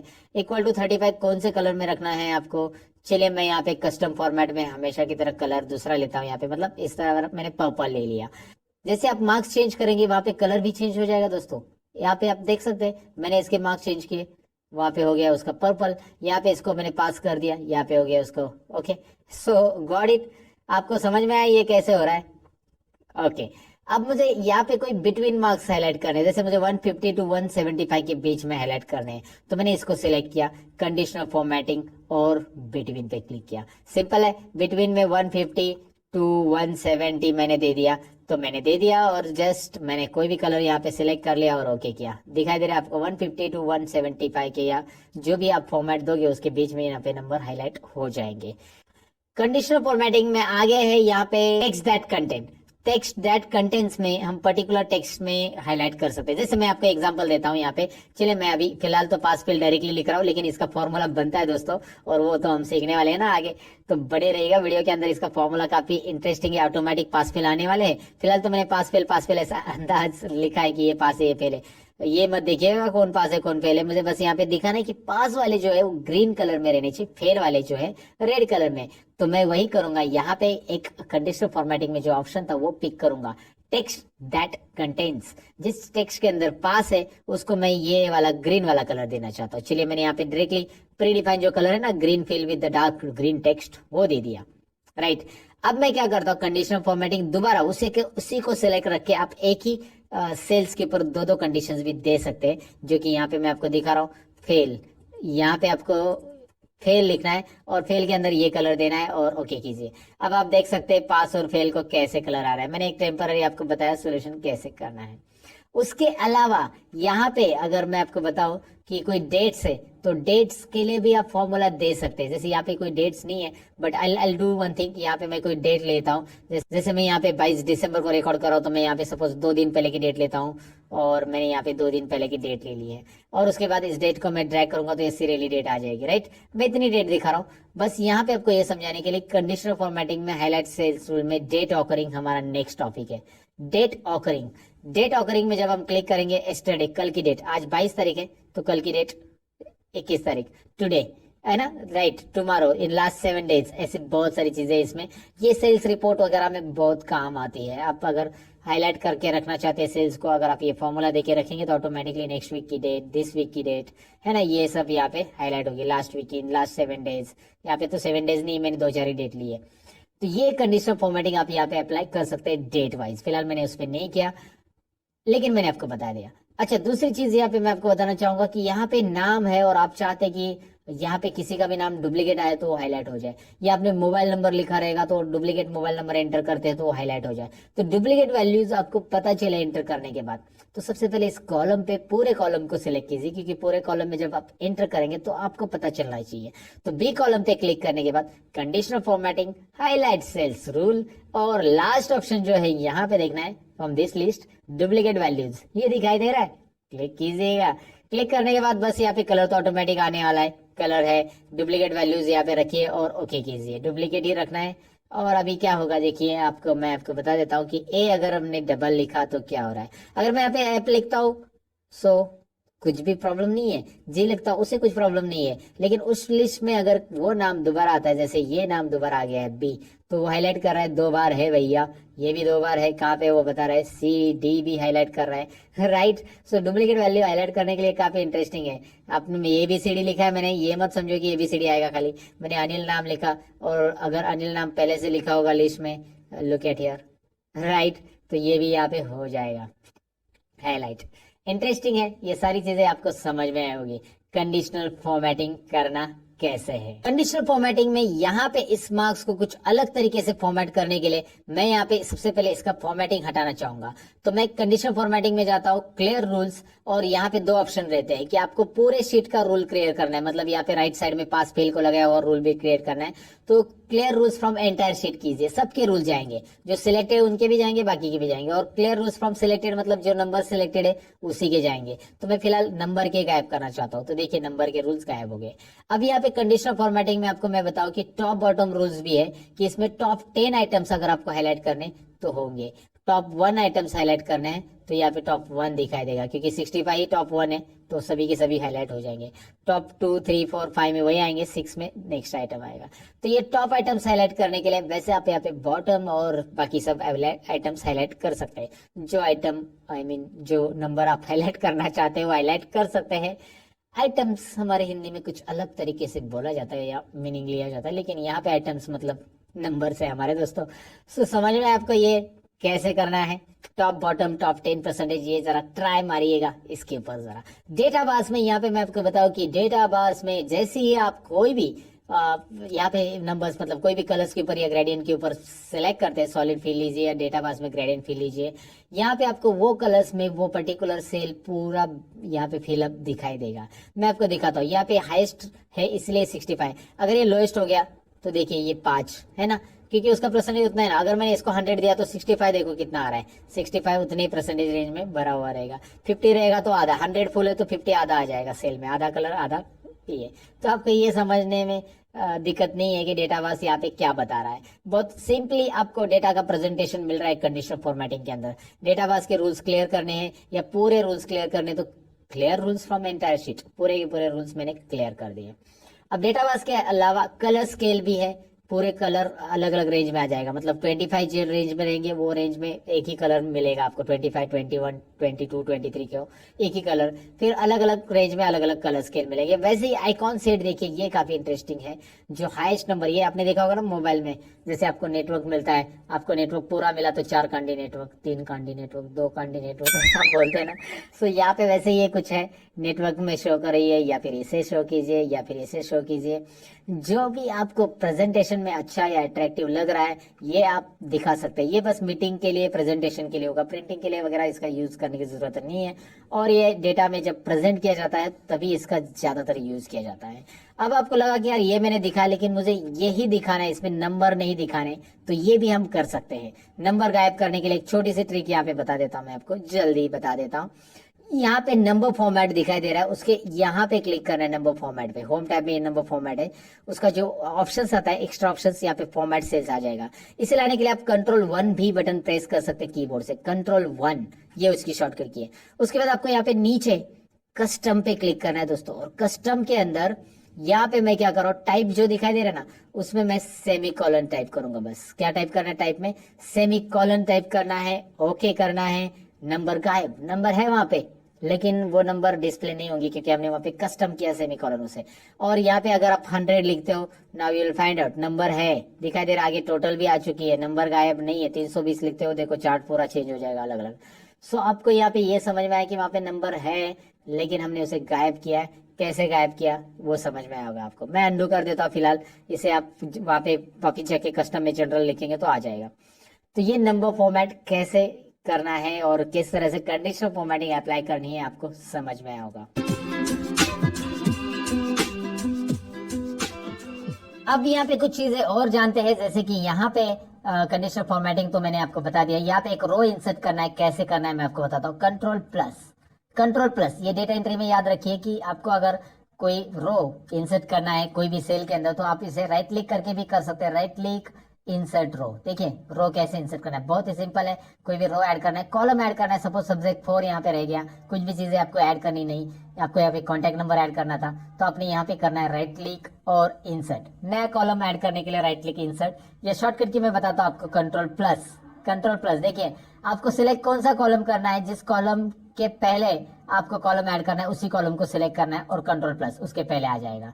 अगर आपको ऐप के पहले कॉलम ऐड करना है, कंट्रोल प्लस, सिंपल है ना, उस कॉलम को सिलेक्ट करना है। अच्छा, आपने अगर सेल सिलेक्ट किया होगा और कंट्रोल प्लस किया होगा तो क्या होगा, ये डायलॉग बॉक्स आएगा, वो पूछेगा आपको कि सेल इंसर्ट करना है या कॉलम इंसर्ट करना है। फिलहाल तो मुझे एंटर कॉलम इंसर्ट करना है, राइट। तो आपको यहाँ पे याद रखना है, अगर आपने कॉलम को सिलेक्ट किया है तो डायरेक्ट इंसर्ट होगा, और कॉलम को नहीं सिलेक्ट किया है, सेल को सिलेक्ट किया है, तो आपको ये डायलॉग बॉक्स मिलेगा, वो पूछेगा रो इंसर्ट करना है या कॉलम। तो मैंने रो किया तो और एक रो ऐड हो गया। तो आप ऐसे रो भी ऐड कर सकते हैं, कॉलम भी ऐड कर सकते हैं। और फिलहाल अगर मुझे इस रो को डिलीट करना है, जैसे मैंने इसे अंडू कर दिया अभी, लेकिन दोबारा कंट्रोल वाई करके रिडू किया, और मैं इसे डिलीट करना चाहता हूँ, तो मैं इसके ऊपर ऐसा क्लिक करूंगा, इस रो को सिलेक्ट करूंगा और कंट्रोल माइनस करूंगा तो ये पूरा डिलीट हो जाएगा। लेकिन मैंने सिलेक्ट नहीं किया है, कर्सर यहाँ पे कहीं पे भी है, कंट्रोल माइनस किया, तो वो पूछेगा कि आपको रो डिलीट करना है या कॉलम डिलीट करना है।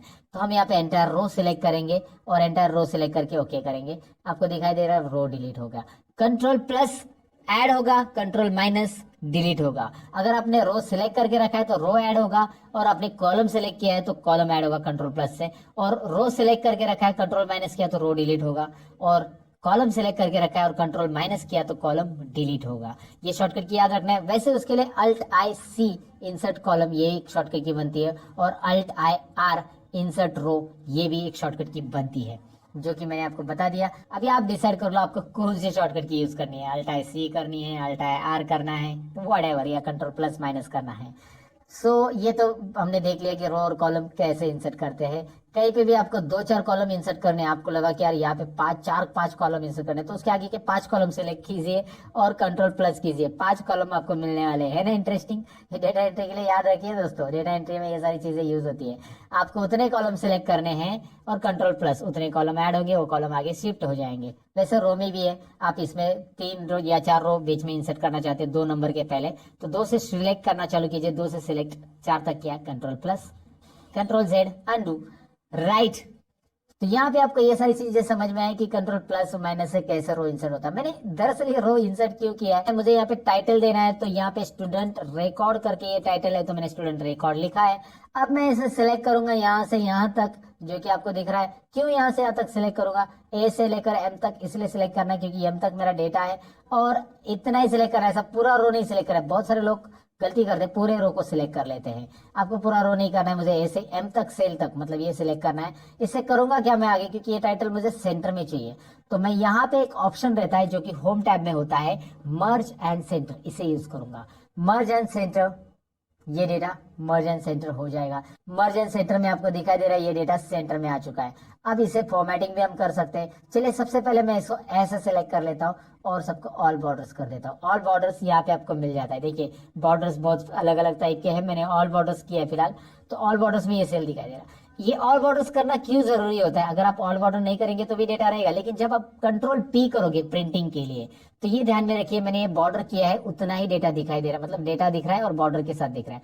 अगर मैं बॉर्डर नहीं करता, मैं अंडू कर देता हूँ, control Z undo, control P, now look at here, data तो है लेकिन उसके लाइंस नहीं आ रही, क्योंकि ये जो लाइंस होती है ये ग्रिड लाइंस होती है दोस्तों, और ये ग्रिड लाइंस बस यहाँ पे कैलकुलेशंस के लिए आपको डिस्प्ले होगी। प्रिंटिंग के लिए आपको और बॉर्डर्स यहाँ पे रखना चाहिए। वैसे प्रिंटिंग के टिप्स में मैं इसी ट्यूटोरियल में बताने वाला हूँ। अब प्रिंटिंग में क्या टिप्स रहेंगे मैं आपको यहाँ पे सिंपली दिखा देता हूँ। यहाँ पे आप देखेंगे कि परसेंटेज तो कॉलम तक ही आ रहा है, आगे के 2 कॉलम आ ही नहीं रहे, रिजल्ट और ग्रेड, जो कि हमने अभी निकाला नहीं वैसे, लेकिन यहाँ पे आप देख सकते हैं कि रिजल्ट और ग्रेड ये कॉलम के बाहर जा रहे हैं। एक छोटी सी डॉटेड लाइन दिख रही है, जब आप कंट्रोल पी करोगे तो ये डॉटेड लाइन यहाँ पे अपेयर हो जाती है, और प्रीव्यू आपको पता चलता है कि इसके इधर लेफ्ट साइड के जितने कॉलम है वही आने वाले, ये दोनों नहीं आने वाले। तो इसको कैसे फिट करेंगे आगे, आगे है दोस्तों, बने रहिएगा। फिलहाल तो आपको यहाँ पे पता चला कि टाइटल कैसे ऐड किया मैंने, और इसको चाहिए तो आप फिल कलर दे सकते हैं। You can fill the colour like this, और या फिर आपको नहीं लगता है कि यार ये फिल कलर एक को क्यों दे दे, तो इसको सिलेक्ट कीजिए, और यहाँ पे आपको स्टाइल्स ऑप्शन मिल रहा है, जहां से आप डिफरेंट स्टाइल्स अप्लाई कर सकते हैं सेल के ऊपर। डायरेक्टली यहाँ पे स्टाइल अप्लाई हो रहा है, आप डायरेक्ट जो चाहिए वो स्टाइल अप्लाई कीजिए। लेकिन मैं रिकमेंडेशन करूंगा कि स्टाइल वगैरह अप्लाई करने से आप इसे टेबल में कन्वर्ट कीजिए। टेबल में कन्वर्ट कैसे करना है, तो यहाँ पे स्टाइल्स तो आप अप्लाई कर सकते हैं, लेकिन मैं आपको बताऊं कि इस डेटा को, ये टाइटल छोड़ दो, ये तो हमारा मर्जन सेंटर टाइटल है, इस डेटा को हम टेबल में कन्वर्ट कर सकते हैं। टेबल में कन्वर्ट करने के लिए यहाँ पे आपको 2 ऑप्शन रहते हैं, एक तो फॉर्मेट एज ए टेबल में से आप टेबल में कन्वर्ट कर सकते हैं, या फिर इंसर्ट में से यहाँ पे आता है टेबल ऑप्शंस। अब इस टेबल में कन्वर्ट करने के बेनिफिट होते हैं कि इस टेबल को नाम असाइन होता है, और यहाँ पे फॉर्मूला जो भी हम एक बार देंगे वो बार बार देने की जरूरत नहीं। मैं आपको दिखाता हूँ क्या होगा टेबल में कन्वर्ट करने का बेनिफिट।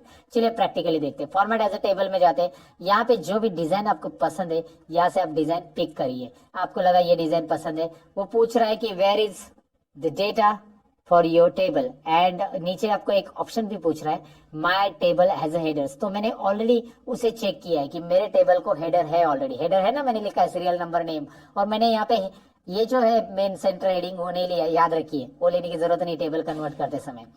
टेबल में यहाँ पे मैंने इसे रेंज को ऑलरेडी डिफाइन किया था पहले से, तो इसलिए वो रेंज आ चुकी है। आप बदलना चाहते तो इसे दोबारा आप सिलेक्ट कर सकते हैं, ऐसे नीचे और बढ़ाना चाहते हैं टेबल में तो और भी बढ़ा सकते हैं, वैसे जरूरी नहीं। फिलहाल ओके कीजिए, ये दिखाई दे रहा है आपको, ये टेबल में कन्वर्ट हो चुका है। अब ये टेबल का बेनिफिट देखिए, एक तो कलर स्टाइल फॉर्मेटिंग अप्लाई हो चुका, दूसरा है कि यहाँ पे आपको एक ड्रॉप डाउन मिल रहा है जो कि फिल्टर अप्लाई हो रहा है। ये क्या होता है, डेटा फिल्टर करने का काम करता है। कैसे मैं आपको दिखाऊंगा। फिलहाल तो आप यहाँ पे देखिए इसका बेनिफिट और क्या है। जैसे ही सपोज मैं यहाँ पे टोटल को हटा देता हूँ, डिलीट कर देता हूँ, राइट।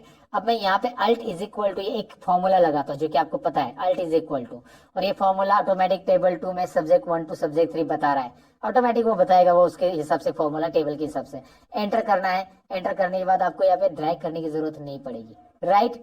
सिंपल है ना, ड्रैग करने की बिल्कुल जरूरत नहीं। अच्छा एक और चीज, आप यहाँ पे 6 नंबर ऐड करोगे ना तो टेबल में ऑटोमेटिक ऐड हो जाएगा वो, और आगे के फॉर्मूलाज जो है ना वो आपको फिर से देने की जरूरत नहीं है, यहाँ पे पूरे फॉर्मूलाज ऑटोमेटिक आएंगे। बस आपको टाइप करने हैं उनके मार्क्स, नाम भी टाइप करना है। फिलहाल मैंने नाम नहीं लिया, लेकिन मैं यहाँ पे कुछ मार्क्स टाइप कर देता हूँ। जैसे यहाँ पे मार्क्स टाइप करो तो आगे उसके फॉर्मूलाज बनते आपको दिखाई दे रहा है। ये टेबल का बेनिफिट होता है, डेटा ऑटोमेटिकली, यहाँ पे फॉर्मूलाज वगैरह दोबारा देने की जरूरत नहीं है। इतना ही नहीं, टेबल के वैसे बहुत सारे बेनिफिट्स हैं।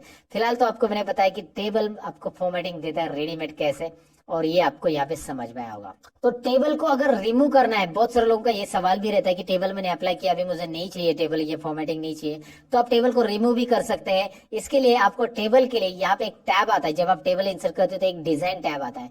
डिजाइन टैब में यहाँ पे एक ऑप्शन रहता है convert to range, convert to range.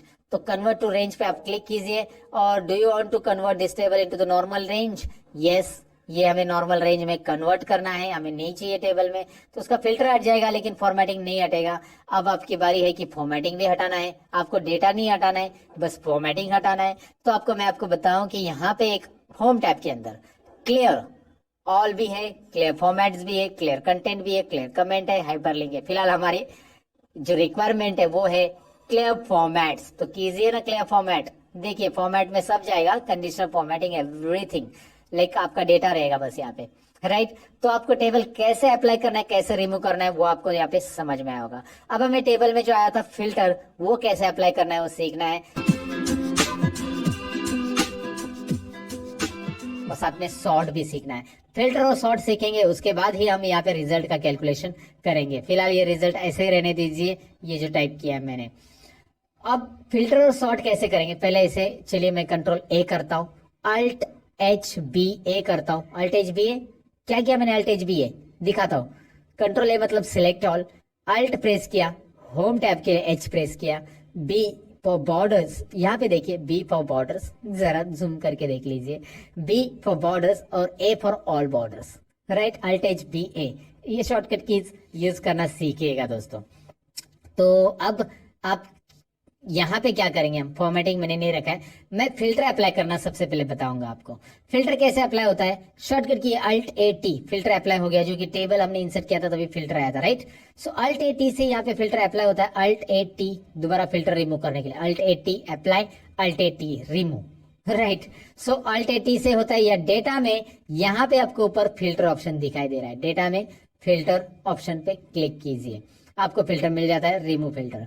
Okay, home tab में भी फिल्टर है, हाँ दोस्तों, यहाँ पे देखिए होम टैब में राइट कॉर्नर में आपको सॉर्ट और फिल्टर ऑप्शन दिखाई देता है, जिसमें नीचे फिल्टर ऑप्शन दिखाई दे रहा है, जिसपे क्लिक करके आप यहाँ पे फिल्टर ले सकते हैं। तो आप फिल्टर सीख रहे हैं, डेटा के अंदर फिल्टर कैसे अप्लाई करना है ये तो देखा, लेकिन फिल्टर काम कैसे करेगा, यहाँ पे देखिए नेम ऑफ स्टूडेंट में आप चाहते हैं कि मुझे ए और बी का रिकॉर्ड दिखे, तो मैंने उस ड्रॉप डाउन पे फिल्टर का जो ड्रॉप डाउन एरो आता है नीचे डाउन एरो, उस पे क्लिक किया और यहाँ पे बी और सी का, मतलब जो भी स्टूडेंट का देखना चाहते हैं, अनचेक किया सबको, और बी और सी का रिकॉर्ड चेक कर दिया। अब सबको अनचेक किया, बी और सी को चेक किया, तो बी और सी का रिकॉर्ड आपको दिखाई देगा। सिंपल है ना, बहुत सिंपल है, आपको बस यहाँ पे सिलेक्ट ऑल करना है, तो सिलेक्ट ऑल, सभी का रिकॉर्ड आएगा, आप यहाँ पे क्लिक कीजिए और जो रिकॉर्ड आपको चाहिए यहाँ से आप रख सकते हैं। चलिए एक काम कर देते हैं, हम यहाँ पे कुछ नाम मैं लिखता हूँ, तो यहाँ पे मैंने कुछ नाम लिखे और नाम के अकॉर्डिंग मैं फिल्टर करना चाहता हूँ। यहाँ पे है टेक्स्ट फिल्टर्स, नाम के अकॉर्डिंग फिल्टर करने के लिए। टेक्स्ट फिल्टर्स में क्या करना है आपको, देखिए इक्वल टू है, डज नॉट इक्वल टू है, बिगिंस विथ है, एंड्स विथ है, कंटेंट्स विथ है। तो इस फिल्टर को डिटेल में जान लेते हैं। चलिए सबसे पहले मैं इक्वल लेता हूँ, इक्वल लूंगा तो मैं यहाँ पे इक्वल टू में सबसे पहले मैं यहाँ पे नाम टाइप करूंगा अजय वर्मा। अजय वर्मा जो है वो यहाँ पे फिल्टर होके आएगा, मतलब अजय वर्मा ही रहेगा, बाकी सब गायब। यहाँ पे आपको ऑप्शन आएगा फिल्टर के अंदर, clear filter from name of student, तो क्लियर कीजिए फिल्टर को। और आप अगर आगे चाहते हैं, जैसे यहाँ पे डज नॉट इक्वल टू, तो वो नाम लिखा तो उसको छोड़ के बाकी के सब आ जाएंगे, राइट। बिगिंस विथ लेते, चलिए begins with A, begins with A मतलब ए नाम के आ रहे हैं सभी, ए नाम से जिनका शुरुआत हो रहा है वो सभी आ रहे हैं, सो क्लियर फिल्टर। अगर आप, मैं यहाँ पे देखना चाहता हूँ बिगिंस विथ आर, तो आर आ जाएगा जो भी है। एंड्स विथ चाहिए, एंड्स विथ ए, तो यहाँ पे ए नाम से एंड होने वाले देखिए कौन कौन है, 3 लोग हैं, राइट। सो आपको ये फिल्टर कैसे काम कर रहा है डेफिनेटली समझ में आ रहा होगा कि यहाँ पे begins with, and with, contents with. अब कंटेंट्स विथ में जैसे शर्मा नाम के 2 लोग हैं, तो जितने भी शर्मा नाम के लोग हैं, शर्मा सभी के सभी आ जाएंगे। चलिए हाजिर हो शर्मा, हाजिर हो गए। ओके, सो कैसे किया मैंने समझ में आएगा आपको, मतलब एक्सेल ने सब दिया है रेडीमेड, मैंने बस वहां पे टाइप किया और आ गया। Does not contain, Sharma surname के नहीं दिखनी चाहिए, तो शर्मा टाइप कीजिए, बाकी सब आ जाएंगे। शर्मा को गायब कर दीजिएगा, शर्मा जी गए, सभी शर्मा जी गए, बस अभी वर्मा जी है, काले जी है, बाकी सब जी है, सब्जी मीन्स सब्जी, सब लोग है जी। ओके, तो यहाँ पे आपको ये समझ में आएगा कि भाई फिल्टर काम कर रहा है टेक्स्ट के ऊपर, वैसे नंबर के ऊपर करता है क्या, जरूर करेगा। नंबर्स के ऊपर आप यहाँ पे अनचेक चेक कर सकते हैं। साथ में नंबर फिल्टर में भी वही चीजें जो कंडीशनल फॉर्मेटिंग में हमने देखी थी कि मुझे लेस देन ये वाले नंबर चाहिए, वो वाले चाहिए, ग्रेटर देन वाले चाहिए, टॉप 10 चाहिए, तो मैं लेस देन यहाँ पे लेता हूँ। और यहाँ पे कैसे कि लेस देन मुझे 150 के नीचे वाले लोग चाहिए। चलिए 150 के नीचे वाले ये है, इनके मार्क्स सबसे कम है, तो ये मैंने आपको यहाँ पे दिखाया।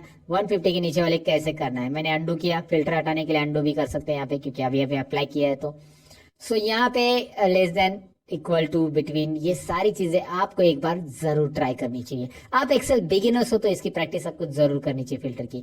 वैसे ही आप यहाँ पे रिजल्ट के लिए भी कर सकते हैं। यहाँ पे छोटी मोटी चीजें हैं जैसे पास और फेल, तो आपको पास वाले देखने हैं, फेल वाले नहीं, तो पास वाले दिखाओ, फेल वाले देखने, पास वाले नहीं, तो वो आप करो, जो आपको यहाँ पे मर्जी है वो फिल्टर के साथ कर सकते हैं। फिल्टर रिमूव करने के अल्ट ए टी शॉर्टकट की है, हटा दो, अल्ट ए टी दोबारा प्रेस करो, फिल्टर अप्लाई हो जाएगा।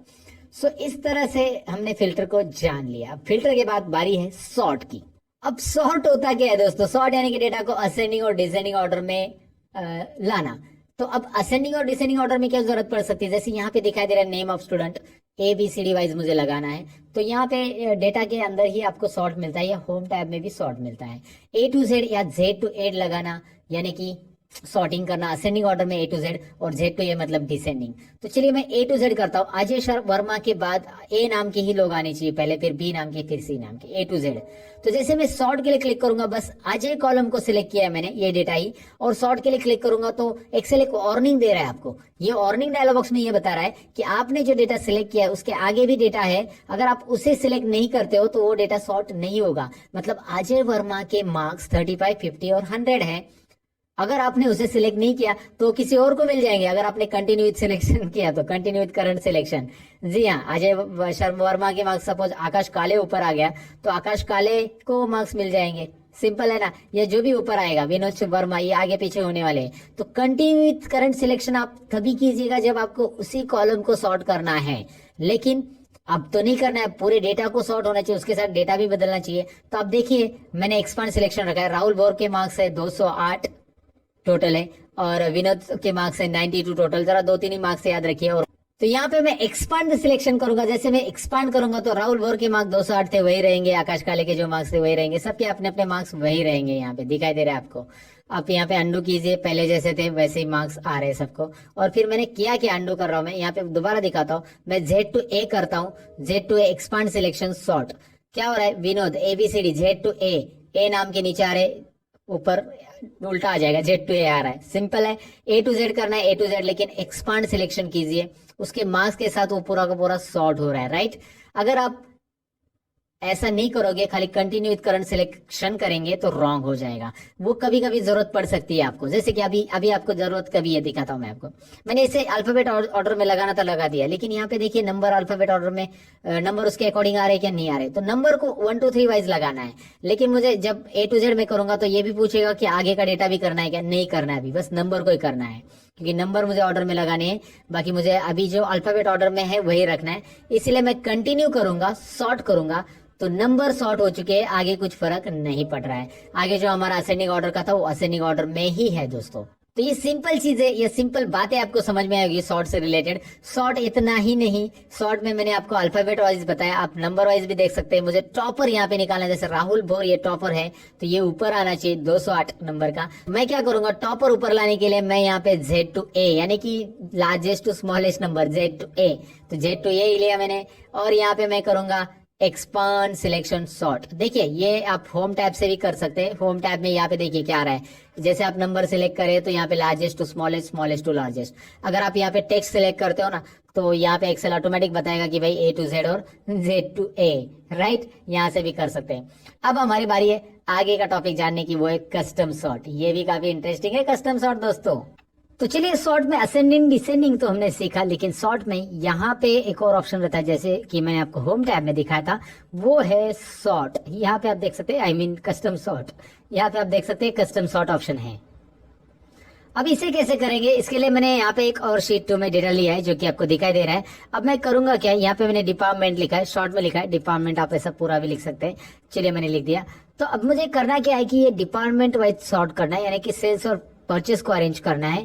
ये डिसेंडिंग ऑर्डर में, यानी कि सेल्स ऊपर आना चाहिए और परचेस नीचे। डिसेंडिंग ऑर्डर में ऐसे होगा ना कि पी पहले आता है अल्फाबेट और एस बाद में आता है।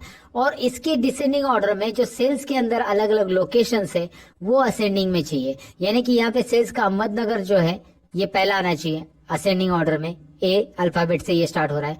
या सेल्स का फिर उसके बाद मुंबई बाद में आना चाहिए और फिर सेल्स का नागपुर आना चाहिए। तो मतलब ये कॉलम चाहिए डिसेंडिंग ऑर्डर में, ये कॉलम चाहिए असेंडिंग ऑर्डर में, और ये सेल्स के अंदर असेंडिंग होगा। कैसे मैं आपको दिखाऊंगा, रिजल्ट आप देखेंगे तो समझ में आएगा। सबसे पहले तो मुझे इस डेटा को सिलेक्ट करना होगा। अगर आपने ये कॉलम सिलेक्ट करके ही डेटा में जाकर ये कस्टम सॉर्ट वाला लिया, यही है कस्टम सॉर्ट आपका ये ऑप्शन। तो इस पे क्लिक किया तो यहाँ पे वो पूछेगा कि आपने डेटा सिलेक्ट नहीं किया है, क्या करना है आपको, डेटा पूरा सिलेक्ट करना है, यस एक्सपांड सिलेक्शन, राइट। तो ऑटोमेटिकली वो डेटा पूरा सिलेक्ट कर रहा है। ऊपर से यहाँ पे देखिए इस डायलॉग बॉक्स में क्या है, my data has header already check है, दिखाई दे रहा ना। ये तो चेक रहना ही चाहिए क्योंकि हमारे डेटा को हेडर ऑलरेडी है। जैसे serial number, name of employee, department and location, ये हमारे हेडर है। उसके बाद उसने यहाँ पे कुछ add level, delete level, copy level और ऑप्शंस आपको दिए हैं। फिलहाल तो आपको और एक लेवल ऐड करनी है, लेकिन पहले इस लेवल को हम लोग यहाँ पे डिपार्टमेंट वाइज क्या करेंगे, उसको Z to A करेंगे। देखिए इस डायलॉग बॉक्स में मैंने किया क्या है, मुझे डिपार्टमेंट वाइज डिसेंडिंग ऑर्डर में चाहिए, इसलिए क्योंकि सेल्स ऊपर रहना चाहिए सभी सेल्स के रिकॉर्ड, और उसके बाद उसके नीचे परचेस के आने चाहिए, इसलिए डिपार्टमेंट वाइज Z2 है। लेकिन ऐड लेवल कीजिए, ऐड लेवल करने के बाद यहाँ पे आपको और एक लेवल ऐड करने के लिए मिलती है, जो कि देन बाय में आप ऐड कर सकते हैं। करना क्या है इस देन बाय में, आपको लोकेशन A to Z चाहिए। लेकिन लोकेशन कैसा चाहिए, A to Z, मतलब पहले डिपार्टमेंट सॉर्ट होगा और उसके अंदर हर एक डिपार्टमेंट के लोकेशंस असेंडिंग ऑर्डर में आएंगे। कैसे, जरा रिजल्ट देखते हैं। ओके कीजिए। अब आपको दिख रहा है डिपार्टमेंट डिसेंडिंग ऑर्डर में सॉर्ट हो रहा है, सेल्स पहले आ चुका है और परचेस, लेकिन उस हर एक डिपार्टमेंट के ग्रुप में देखिए यहाँ पे उस डिपार्टमेंट के अंदर जितने भी लोकेशन आ रहे हैं वो असेंडिंग में है। जैसे अहमदनगर सबसे ऊपर आ रहा है, फिर मुंबई आ रहा है, फिर एन, है ना, अल्फाबेट वाइज में। यहाँ पे भी देखिए परचेस में अहमदनगर, फिर पुणे और शिरूर, ए देन पी और यस अल्फाबेट। तो ये इस ग्रुप के अंदर, परचेस ग्रुप के अंदर ये असेंडिंग ऑर्डर में आ चुका है। तो देन बाय क्या काम कर रहा है ये आपको यहाँ पे समझ में होगा। करना क्या है देन बाय के लिए, बस सबको सिलेक्ट करो, सॉर्ट करो, और यहाँ पे आपको मिल रहा है। नहीं चाहिए तो यहाँ से लेवल आप डिलीट कर सकते हैं, या फिर इसी का और कॉपी लेवल वगैरह, इसी का कॉपी आ जाएगा दूसरा लेवल, और फिर यहाँ पे कुछ और चेंज करना है तो आप कर सकते हैं। उसके अलावा यहाँ पे आपको एक और चीज है, जैसे कि यहाँ पे ये डेटा है, serial number, name of location वगैरह, मैं इसे कॉपी कर लेता हूँ और नीचे रख देता हूँ थोड़ी देर के लिए, मतलब इस तरफ रखता हूँ। और मुझे इसे ऑर्डर में ये करना है, जैसे ये अल्फाबेट ऑर्डर में लगाना है, तो इसमें अल्फाबेट ऑर्डर में डिपार्टमेंट पहले कॉलम में, पहले इधर आ जाएगा पहले कॉलम के अंदर, और फिर सीरियल नंबर वगैरह लास्ट में चला जाएगा। कैसे, मैं आपको दिखाता हूँ। ये हॉरिजॉन्टल डेटा सॉर्ट करने के लिए करना क्या है, सॉर्ट में दोबारा जाइए, ऑप्शंस में जाइए। ऑप्शंस में देखिए यहाँ पे ऑप्शन आ रहा है आपको सॉर्ट लेफ्ट टू राइट, और ऊपर केस सेंसिटिव भी है, मतलब अल्फाबेट कैपिटल वाले पहले होंगे, फिर स्मॉल वाले बाद में आएंगे। केस सेंसिटिव रखेंगे तो वो आपके ऊपर है, केस सेंसिटिव रखना है नहीं रखना है। सॉर्ट करते हैं लेफ्ट टू राइट, और उसके बाद ओके करते हैं। यहाँ पे मैंने कॉलम में रो ही नहीं सिलेक्ट किया, रो नंबर 9 में डेटा है या 10 में, 10 में डेटा है हमारा, रो नंबर 10 में डेटा है। यहाँ पे रो सिलेक्ट करना पड़ेगा हमें, A to Z, 10 में A to Z हो रहा है, department, location, name of cell दिखाई दे रहा है आपको।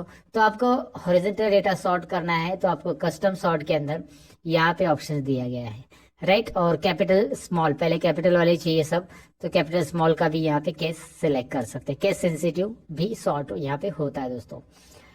तो आपको सॉर्ट यहाँ पे डेफिनेटली समझ में होगा, सॉर्ट कैसे करना है, सॉर्ट में असेंडिंग, डिसेंडिंग और कस्टम सॉर्ट होता क्या है, सारी चीजें मैंने यहाँ पे एक्सप्लेन की है। अब हम आते हैं शीट 1 में, जहाँ पे हमारा कुछ चीजें बाकी है, जैसे कि यहाँ पे रिजल्ट और ग्रेड कैलकुलेट करना है। तो अब ईप फॉर्मूला हम सीखने वाले हैं। ईप किस तरह से रिजल्ट के लिए काम करता है और ईप फॉर्मूला कैसे काम करता है ओवरऑल एक्सेल में, आज इस टॉपिक में आपको क्लियर हो जाएगा। चलिए ईप सेक्शन में करते क्या है। सबसे पहले तो यहाँ पे हम ट्रैक करेंगे कि हमारे पास सब्जेक्ट कितने हैं, सब्जेक्ट 1, सब्जेक्ट 2, सब्जेक्ट 3। तीनों सब्जेक्ट में अगर किसी भी एक सब्जेक्ट में, तीनों में से किसी भी एक सब्जेक्ट में अगर वो 35 से कम है तो वो स्टूडेंट फेल हो जाएगा। ये हमारा क्राइटेरिया। क्राइटेरिया क्या है, ध्यान से देखिए। हमारी कंडीशन ऐसी है कि सब्जेक्ट 1 में या सब्जेक्ट 2 में या सब्जेक्ट 3 में कहीं पे भी वो फेल है तो स्टूडेंट फेल है। अगर तीनों सब्जेक्ट में उनको 35 से ज्यादा है, जैसे यहाँ पे आपको सब्जेक्ट 1 में दिख रहा है 35 से ज्यादा है, सब्जेक्ट 2 में भी और 3 में भी है, तो तीनों में भी 35 और 35 से ज्यादा है तो वो पास है। ये हमारा रिजल्ट के लिए कंडीशन है। अच्छा एक काम कीजिए, मैं छोटा सा ईप पहले समझा देता हूँ। ईप में कौन कौन सी चीजें आने वाली है वो देखिए। ईप फॉर्मूला तो हमें सीखना है। ईप के अंदर हम एंड कैसे यूज करना है, ईप का एंड के साथ कैसे यूज होगा, और ईप का और के साथ कैसे यूज होगा, और ईप यानी नेक्स्ट ईप कैसे यूज होगा, ये भी हम सीखने वाले। ईप के अंदर ईप, मल्टीपल ईप हम बोल सकते हैं उसको। तो ये चारों भी फॉर्मूले हम सीखने वाले। सबसे पहले ईप कैसे काम करता है वो देखते हैं। यहाँ पे स्कॉलरशिप की एग्जाम आप दे रहे हो और जहां पे आपको मार्क्स चाहिए पासिंग के लिए 35 100 में से, राइट। तो एक ही सब्जेक्ट है स्कॉलरशिप का, तो यहाँ पे सब्जेक्ट का मैं नाम ले लेता हूँ स्कॉलरशिप, कुछ भी है नाम यहाँ पे ले लो आप, और उसमें आप एग्जाम दे रहे हो 100 मार्क्स का, 35 पासिंग है और आपको मिले 46। कितने मार्क्स मिले आपको? 46। तो ये आपको मार्क्स मिले हुए स्कॉलरशिप के लिए, राइट। अब आपको करना क्या है, मेरा फॉर्मूला क्या रहेगा, मैं यहाँ पे जरा कॉलम की साइज बढ़ा देता हूँ। मेरा फॉर्मूला इसके लिए रहेगा 46 के लिए। तो ये पास है कि नहीं है, ये स्टूडेंट जो भी 46 मिला है यहाँ पे लिख के आना चाहिए आगे के सेल में। तो मैं डायरेक्टली पास टाइप कर सकता हूँ, लेकिन ईप फॉर्मूला में कैसे होगा देखिए। ईप लेने के बाद ईप एक आपको यहाँ पे डिस्क्रिप्शन में दिखाई दे रहा है, यहाँ पे मैं आपको पढ़ के भी दिखाता हूँ। Checks whether a condition is met and returns one value if true and another value if false। तो इफ यहाँ पे मैंने सिलेक्ट किया है। अगर आपकी कंडीशन मिलती है तो पहला आंसर जो होगा कंडीशन के अकॉर्डिंग ट्रू रहेगा, और नहीं तो दूसरा आंसर फॉल्स। अगर कंडीशन नहीं मिल रही तो वो आंसर हम दूसरा देंगे। तो इफ आपको दो आंसर अलाउ करता है। चलिए इफ और टैब बटन प्रेस कीजिए। यहाँ पे देखिए पहले पूछ रहा है वो कंडीशन यानी लॉजिक टेस्ट, आप टेस्ट दीजिए। फिर उसके बाद वो टेस्ट में मतलब जो भी लॉजिक टेस्ट आपने दिए वो ट्रू है तो पहला आंसर दिखाइए, नहीं तो दूसरा आंसर। तो करना क्या है, देखिए मेरा टेस्ट क्या है, यहाँ पे मैं सिलेक्ट कर रहा हूँ किसको, I2 को, I12 को, सॉरी I12 में है 46। If I12 cell is greater than equal to 35, मतलब 35 और उससे ज्यादा है तो I12 सेल में 35 और उससे ज्यादा है तो ये हमारी कंडीशन है। कंडीशन देते समय आप ये ऑपरेटर्स यूज कर सकते हैं, greater than equal to, less than equal to वगैरह। अगर ज्यादा है तो क्या होगा, कोमा, पहला आंसर ये रहेगा पास। देखो डबल इन्वर्टेड कोमा में आपको लिखना है, इफ के अंदर जो भी टेक्स्ट आप लिखते हो वो डबल इन्वर्टेड कोमा में आ जाएगा। कोमा देके अगर आप कोमा देते हो ना तो नीचे देखो क्या हो रहा है, वैल्यू फॉल्स बोल्ड हो रहा है। ध्यान से देखिए मैं क्या कर रहा हूँ, पहला मैंने लॉजिक टेस्ट दिया, कोमा किया, कोमा करने के बाद आप जैसे कोमा करोगे नीचे बोल्ड में दिख रहा है आपको वैल्यू ट्रू। अभी वैल्यू ट्रू वाला डालो आप, आपकी कंडीशन आपने डाल दी। अगर ये कंडीशन सेटिस्फाई है, 35 से ज्यादा मार्क्स है तो क्या लिख के आना चाहिए, वैल्यू ट्रू का मतलब होता है कोमा। अगर 35 से कम है तो क्या लिखना चाहिए आपको, वैल्यू फॉल्स। अगर 35 से कम नहीं है, वो एक्सप्रेशन गलत है आपने जो दिया हुआ, 35 से कम है सॉरी, तो आपको मिलेगा वहां पे फेल स्टूडेंट, आपको यहाँ पे लिख के आना चाहिए फेल। तो आपको डबल इन्वर्टेड कोमा में लिखना है, डबल इन्वर्टेड कोमा नहीं बोलना है दोस्तों, डबल इन्वर्टेड कोमा, राइट। तो यहाँ पे मैंने दे दिया और यहाँ पे एंटर बटन प्रेस करना है। यहाँ पे भूलना नहीं है कि मैंने टाइप कैसे किया, जरा ध्यान से देखेंगे अभी क्या हो रहा है, ये पास हो रहा है। और यहाँ पे 34 करके देखिए फेल। ऑफकोर्स 35 के लिए पास होगा क्योंकि ग्रेटर देन इक्वल टू रखा है मैंने 35 को इंक्लूड करके। 35 है फिर भी पास है, 35 से ज्यादा है फिर भी पास है, 35 से कम जाते हैं 31 32 कुछ भी डालो फेल आ जाएगा। तो इफ कंडीशन यहाँ पे आपको काम कैसे कर रहा है समझ में आएगा, एक सेल के अंदर, एक ही सेल के लिए मैंने दिया। तो इफ इस तरह से देते हैं दोस्तों, इफ कंडीशन आपको दो आंसर अलाउ करता है। अगर आपकी कंडीशन सही है यहाँ पे दी हुई तो पहला आंसर रिटर्न करेगा, नहीं तो अगर कंडीशन नहीं मिल रही है, 35 से कम है यहाँ पे और 35 से ज्यादा अगर है तो पास, ज्यादा नहीं है तो फेल, राइट। कंडीशन नहीं मिल रही है तो फेल, वैल्यू फॉल्स। तो इस तरह से मैंने आपको बताया कि यहाँ पे कैसे हम ई फॉर्मूला अप्लाई कर सकते हैं, डेफिनेटली आपको समझा होगा ये। अब ई फॉर्मूला यहाँ पे तो एक सब्जेक्ट नहीं, मेरे पास तीन सब्जेक्ट है, तो ऐसे अगर एक से ज्यादा सब्जेक्ट है तो आपको एंड या फिर और यूज करना है। मैंने यहाँ पे और नहीं लिखा है, ऑफ लिखा, आपने देखा भी नहीं, ओके मुझे बताना ना, कम से कम यहाँ पे और लिखना था मुझे, तो यहाँ पे आपको मैं बता रहा हूँ और, राइट। तो यहाँ पे एक से ज्यादा अगर सब्जेक्ट है तो इफ एंड और इफ और इन दोनों में से एक यूज कर सकते हैं। पहले मैं आपको इफ एंड की मदद से कैसे निकालना है ये रिजल्ट मैं दिखाता हूँ, is equal to if open bracket. अब एंड क्यों यूज करना है, क्योंकि इफ आपको अलाउ करता है एक ही लॉजिक टेस्ट देने के लिए और एक ही यहाँ पे क्राइटेरिया दे सकते हैं। लेकिन अगर आप एंड यूज करते हो फॉर्मूला में तो आप लॉजिक 1, लॉजिक 2, लॉजिक 3, 4 ऐसे बहुत सारे लॉजिक दे सकते हैं। तो सबसे पहले यहाँ पे करेंगे क्या, सब्जेक्ट 1 की सेल यानी कि यहाँ पे आएगी C3 दिखाई दे रहा है आपको, ये C3 सेल हमारी रहेगी और C3 यहाँ पे आ चुका है सब्जेक्ट 1 की, क्योंकि उसे रिस्पेक्टिव में जो लेफ्ट साइड में सेल है वही हमने लिए है। दिखाई दे रहा है आपको C3 यहाँ पे आ चुका है। If C3 is greater than equal to 35, greater than equal to क्यों, क्योंकि हमें कंडीशन देना है एंड की तरह। मैं आपको समझाता हूँ एंड यूज करने के बाद आपको ग्रेटर देन इक्वल टू ही क्यों लेना है, क्योंकि हम चेक करेंगे कि तीनों सब्जेक्ट में पास है तो ही पास देंगे, राइट। तो पहली कंडीशन दी हमने C3 is greater than equal to 35, comma again यहाँ पे सब्जेक्ट 2 कौन सा है, D3 है, D3 is greater than equal to 35।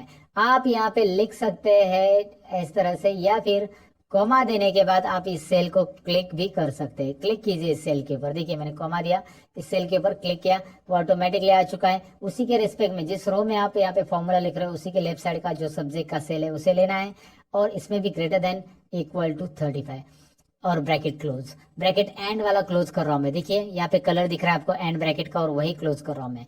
जरा इस कंडीशन को समझिए, मैं एक्सप्लेन करने की कोशिश कर रहा हूँ, आपको डेफिनेटली समझ में आएगा। यहाँ पे तीनों सब्जेक्ट की कंडीशन मैंने ली है, तीनों सब्जेक्ट में हमें मिलने चाहिए 35 से ज्यादा मार्क्स। एंड दिया है ना, तो ये कोमा जो बीच का वो रिप्रेजेंट कर रहा है एंड, यानी कि C3 is greater than equal to 35, comma यानी कि and D3 is greater than equal to 35 मतलब सब्जेक्ट 2, और A3 मतलब subject 3 it should be greater than equal to 35। तीनों में भी 35 से ज्यादा रहेंगे या रहने चाहिए। रहेंगे तो क्या होगा, कॉमा। अब कॉमा करेंगे जैसे हम इस ब्रैकेट के बाद, तो वैल्यू ट्रू, तो क्या होगा, अगर ये कंडीशन सेटिस्फाई तीनों में भी 35 से ज्यादा है तो पास होगा डबल इन्वर्टेड कॉमा में। नहीं तो क्या होगा, फेल होगा। मैंने यहाँ पे एंटर वगैरह नहीं प्रेस किया, टाइप के आगे वो ऑटोमेटिक नीचे आ जाएगा। आपको एंटर यहाँ पे प्रेस नहीं करना है, बिल्कुल कोई जरूरत नहीं फॉर्मूला में आपको कोई एंटर वगैरह ऐड करने की, बस टाइप करते जाइए, फॉर्मूला ऑटोमेटिक अपने आप नीचे आता है आगे अगर नहीं जा रहा है तो लॉजिक टेस्ट क्या है देखिए, तीनों सब्जेक्ट में ग्रेटर देन 35 है तो पास, नहीं तो फेल। एंड का कंडीशन यही काम कर रहा है। एंटर कीजिए, यहाँ पे रिजल्ट आपको मिल रहा है। Are you getting? Look at here, पास पास दोनों भी है क्योंकि तीनों सब्जेक्ट में 35 से ज्यादा है। यहाँ पे तो आपको 100 ही है, और यहाँ पे देखेंगे तो 35 से कम है किसी ना किसी सब्जेक्ट में। ये तो तीनों सब्जेक्ट में फेल है, लगभग एक सब्जेक्ट में पास है यहाँ पे 35। और यहाँ पे देखिए ये पास होता है कि नहीं होता है, अभी दिखाता हूँ मैं आपको।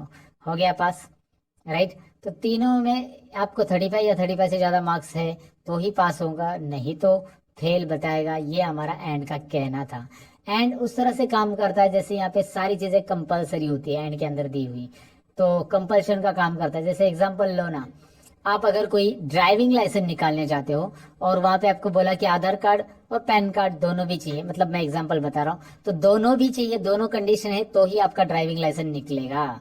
यानी कि जहाँ पे दोनों चीजें कंपलसरी है या जितनी भी चीजें दी हुई कंपलसरी है वो होता है एंड। तो वो क्या बोलेंगे आपको, आपका ड्राइविंग लाइसेंस निकालना है आपको तो आधार कार्ड और पैन कार्ड, और बोलेंगे क्या बोलेंगे, और आधार कार्ड और पैन कार्ड, यानी एंड, राइट। तो वैसे ही अगर आपको और के साथ रिजल्ट निकालना है, और मतलब क्या होता है, ऑप्शनल, राइट। तो और के साथ निकालना है तो कंडीशन क्या रहेगी, मैं दिखाता हूँ। यहाँ पे एक कॉलम इंसर्ट करना है, जो कि मैंने आपको बताया कॉलम कैसे इंसर्ट करना है ऑलरेडी। राइट क्लिक करके इंसर्ट, यहाँ पे रिजल्ट 2 नाम देते हैं हम इसका। तो यहाँ पे इफ और ओपन ब्रैकेट के बाद मैं और लिखूंगा, और से भी आंसर सही आएगा दोस्तों, जी हाँ सही आएगा। लेकिन आप बोलोगे कैसे, कंडीशन में हम चेंज करने वाले हैं। सब्जेक्ट 1 की कंडीशन में हम लेंगे लेस देन 35। अब ऐसा क्यों, मैं आपको समझाता हूँ। चलिए यहाँ पे पहले फॉर्मूला टाइप करते थे। सब्जेक्ट 1 के बाद सब्जेक्ट 2 यानी D3, वहां पे क्लिक करेंगे तो भी चलेगा less than 35, and comma E3 less than 35। इससे होगा क्या, तीनों में से किसी भी एक सब्जेक्ट में 35 से कम है, तो मैंने और लिखा है ना दोस्तों। और का मतलब यहाँ पे होता है कोई भी एक सब्जेक्ट में 35 से कम है तो सब्जेक्ट 1 में चेक करेगा 35 से कम है तो डायरेक्टली वो रिजल्ट शो करेगा, या सब्जेक्ट 2 में चेक करेगा 35 से कम मिला तो डायरेक्ट रिजल्ट शो करेगा, और सब्जेक्ट 3 में भी चेक करेगा। तीनों में से किसी, तीनों में भी 35 से कम नहीं रहने चाहिए, ऐसा नहीं कि तीनों में, तीनों में से किसी भी एक में, क्योंकि और लिखा है हमने एंड नहीं लिखा है, तो तीनों में से किसी भी एक में अगर 35 से कम है तो कॉमा डबल इन्वर्टेड कॉमा में फेल, और फिर कॉमा डबल इन्वर्टेड कॉमा में पास। यहाँ पे एक भी कॉमा नहीं मिस करना है, नहीं तो फॉर्मूला कॉमा में चला जाएगा। हमेशा की तरह मजाक कर रहा हूँ, लेकिन यहाँ पे मैं आपको बताऊं कि कॉमा भूलना नहीं है दोस्तों। फेल और पास कैसे निकाला ये रिजल्ट आपको दिखाई दे रहा है। चलिए मैं आपको दिखाता हूँ आंसर क्या आता है इसका। एंटर कीजिए and have a look this, क्या हो रहा है देखिए, पास है। और मैं इस फॉर्मूला को यहाँ पे ड्रैग करूंगा, नाउ यू कैन सी, यहाँ पे दिखाई दे रहा है जैसे यहाँ पे आ रहा था एंड के साथ आंसर, वैसे ही यहाँ पे आ रहा है। Got it. कोई डिफिकल्टी नहीं है दोस्तों, इसे निकालने में कोई प्रॉब्लम नहीं आएगा। आप इस फॉर्मूला को जरा ध्यान से समझने की कोशिश कीजिए, रट्टा मत मारिएगा, रट्टा मारने से कुछ मतलब नहीं होता है। एंड क्या काम करता है, और वैसे काम करता है जैसे आप एक वोटिंग कार्ड निकालने गए और वहां पे बोला कि यार आपके पास आधार कार्ड है, वो बोला, आपने बोला नहीं। आपके पास पैन कार्ड है, तो चलो लाओ पैन कार्ड से बना देते, आपने बोला है तो पैन कार्ड से भी बनेगा, या आधार कार्ड, दोनों में से एक है। मतलब सभी चीजें कंपलसरी नहीं है, ऑप्शनल है। आधार कार्ड नहीं तो पैन कार्ड दिखाओ, पैन कार्ड नहीं तो राशन कार्ड दिखाओ, ऐसे आपको बोला गया है। तो यहाँ पे ऑप्शनल चीजें आती है, तो यहाँ पे वही मैंने किया कि C3 में जाकर वो चेक करेगा 35 से कम है क्या, है तो डायरेक्ट फेल बताएगा, आगे की कंडीशन उसे चेक करने की जरूरत नहीं है क्योंकि ये और है दोस्तों। और D3 में चेक करेगा 35 से कम है क्या, है तो डायरेक्टली फेल बताएगा, नहीं तो फिर E3 में चेक करेगा, E3 में 35 से कम है तो फेल बताएगा, तीनों में भी नहीं है तो डायरेक्टली क्या बताएगा, पास बताने वाला है, क्योंकि ये सेटिस्फाई नहीं हो रहा है, राइट। तो इस तरह से इफ एंड और इफ और और ईफ काम करता है। बस अभी ईफ में एक और चीज सीखना है जिससे हम ग्रेड निकालने वाले हैं, यानी कि नेक्स्ट ईफ। अब नेक्स्ट ईफ कैसे होगा? If with in if, if के अंदर ईफ, हम ईफ के अंदर ईफ, हम ईफ के अंदर ईफ, बहुत सारे ईफ लेने वाले हैं। वैसे हम कितने ईफ लिख सकते हैं? वैसे 100 ईफ भी लिखेंगे तो भी चलेगा, लेकिन मैं आपको बताऊं कि एक्सेल 2019 के अंदर नया फॉर्मूला आया है ईफ को बार बार लिखने से अच्छा आप एक ही बार लिखिए, उसका नाम है ईफ्स। और उसके लिए वीडियोस मैंने बनाए थे एक्सेल 2019 में, कौन से नए फॉर्मूला है, उसका लिंक डिस्क्रिप्शन में, अगर आप इंटरेस्टेड हो तो जरूर वीडियो देख लेना दोस्तों। फिलहाल तो मैं आपको बताऊं कि यहाँ पे इज इक्वल टू करना है और आपको इफ टाइप करना है। इफ टाइप करने के बाद सबसे पहला कंडीशन, हम कोई भी एक रिजल्ट लीजिए, ये रिजल्ट ले लेते हैं। If result is equal to fail, अगर रिजल्ट में फेल है तो ग्रेड में भी फेल आएगा, ग्रेड में पास नहीं आएगा। If result is equal to fail then result अगर फेल है तो ग्रेड भी फेल है, ये समझ लेना। पहली कंडीशन हमने दे दी कि रिजल्ट फेल है तो ग्रेड फेल है। अगर रिजल्ट फेल नहीं है तो पास ट्रैक करने की जरूरत नहीं, ऑटोमेटिक फेल नहीं है तो कॉमा कीजिए, यानी कि यहाँ पे आपके पास इफ में दो आंसर रहते हैं, फेल है तो फेल, फेल नहीं है तो क्या आंसर आएगा? फेल नहीं है तो if open bracket, if open bracket के अंदर लॉजिक टेस्ट देंगे हम इस ग्रेड के लिए, यानी कि ग्रेड कैसे रहता है हमारा मैं आपको बताता हूँ। इस सेल के अंदर K3 के अंदर 75 से ज्यादा है तो यहाँ पे मैंने ग्रेटर देन साइन ले लिखा, ग्रेटर देन इक्वल टू 75। अगर 75 से ज्यादा है तो ए प्लस ग्रेड हम देंगे, यहाँ पे ए प्लस, मैंने कौन सा ग्रेड लिखा है देखिए ए प्लस, और ये इन्वर्टेड कोमा में रहेगा इस तरह से। ध्यान से देखिए यहाँ पे कर क्या रहा हूं मैं, अगर फेल है तो फेल होगा, नहीं तो फेल नहीं है तो K3 में चेक करेंगे कितने मार्क्स है। K3 में चेक करना है यहाँ पे 75 और उससे ज्यादा है तो greater than equal to 75, then A plus grade आने वाला है। अब यहाँ पे एक बात याद रखिए कि मैंने डिसेंडिंग ऑर्डर ग्रेड लिया है, यानी कि सबसे हाईएस्ट ग्रेड पहले लिया है, और यही करना है आपको ग्रेड के फॉर्मूला में। तो ग्रेड के फॉर्मूला में क्या करना है, पहले 75 चेक कीजिए, अगर 75 से ज्यादा नहीं है तो अब कोमा दीजिए, कोमा देने के बाद दोबारा ईफ आएगा, ईफ ओपन ब्रैकेट, और हम K3 की दोबारा सिलेक्ट करेंगे, K3 greater than equal to, इस बार हम 60 चेक करेंगे, 60 है तो कौन सा ग्रेड देंगे, देखिए ध्यान से 60 है तो यहाँ पे हम ए ग्रेड देंगे, लेकिन हमने एक ही आंसर दिया है वैल्यू इफ ट्रू वाला, वैल्यू इफ फॉल्स वाला आंसर हम यहाँ पे देंगे, दूसरा इफ लेंगे, वैल्यू इफ फॉल्स की जगह हम दूसरा इफ लेंगे, और यहाँ पे हम क्या लिखेंगे देखिए फिर से लॉजिक टेस्ट K3, मतलब एक इफ के अंदर दूसरा इफ कैसे मैं कर रहा हूँ देखिए, K3 is greater than equal to 50, अगर 50 या 45 लेते हैं, 45 से ज्यादा है तो सी ग्रेड। तो पहला आंसर हमने जैसे लिखा सी ग्रेड, इसका यहाँ पे दिख रहा है वैल्यू इफ ट्रू, पहला आंसर इस इफ का लॉजिक टेस्ट ये है, और कॉमा, और जैसे दूसरा आंसर लिखना है और एक इफ ऐड करेंगे हम, if open bracket K3 is greater than equal to 35 है तो कौन सा ग्रेड, यहाँ पे गलती कर दी मैंने, यहाँ पे होना चाहिए सी ग्रेड और वहां पे होना चाहिए बी ग्रेड, ये हमारी थोड़ी सी गलती होगी, यहाँ पे मिस्टेक हम यहाँ पे सुधार लेते हैं। चलिए देर आए दुरुस्त है, राइट। तो यहाँ पे ए प्लस ए बी और सी ग्रेड मैंने लिखा। आप लगा यार इतना बड़ा फॉर्मूला, आप ऐसा सोचो मत बिल्कुल। ये फॉर्मूला क्या है मैं आपको बताता हूँ, ये फॉर्मूला रिपीट है, ये फॉर्मूला दिख रहा है यहाँ से यहाँ तक, यही कॉपी करके यहाँ पे फिर से रखा गया है, बस दिखाई दे रहा है। बस आपको चेंज करना है ग्रेड यहाँ पे, और ग्रेड और मार्क्स चेंज करने, कंडीशन चेंज करना है। बाकी यहाँ पे ब्रैकेट कितने क्लोज होंगे ये सब देखने की जरूरत नहीं है, चिंता करने की जरूरत नहीं है। एंटर कीजिए, एक्सेल ऑटोमेटिक ब्रैकेट क्लोज कर रहा है, यहाँ पे इस बॉक्स में दिख रहा है एक्सेल ऑटोमेटिकली ब्रैकेट यहाँ पे क्लोज कर रहा है।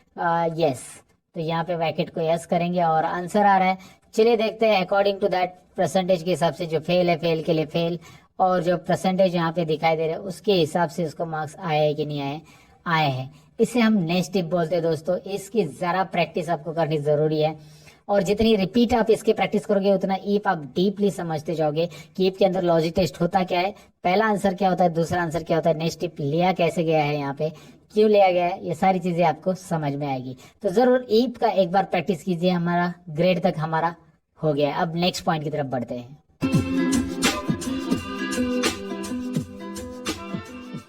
तो नेक्स्ट पॉइंट ये है कि हमने इस पे रिजल्ट तो कर लिया, अब हमारा नेक्स्ट पॉइंट है चार्ट्स। जी हाँ, चार्ट्स को डिटेल में समझ लेते हैं।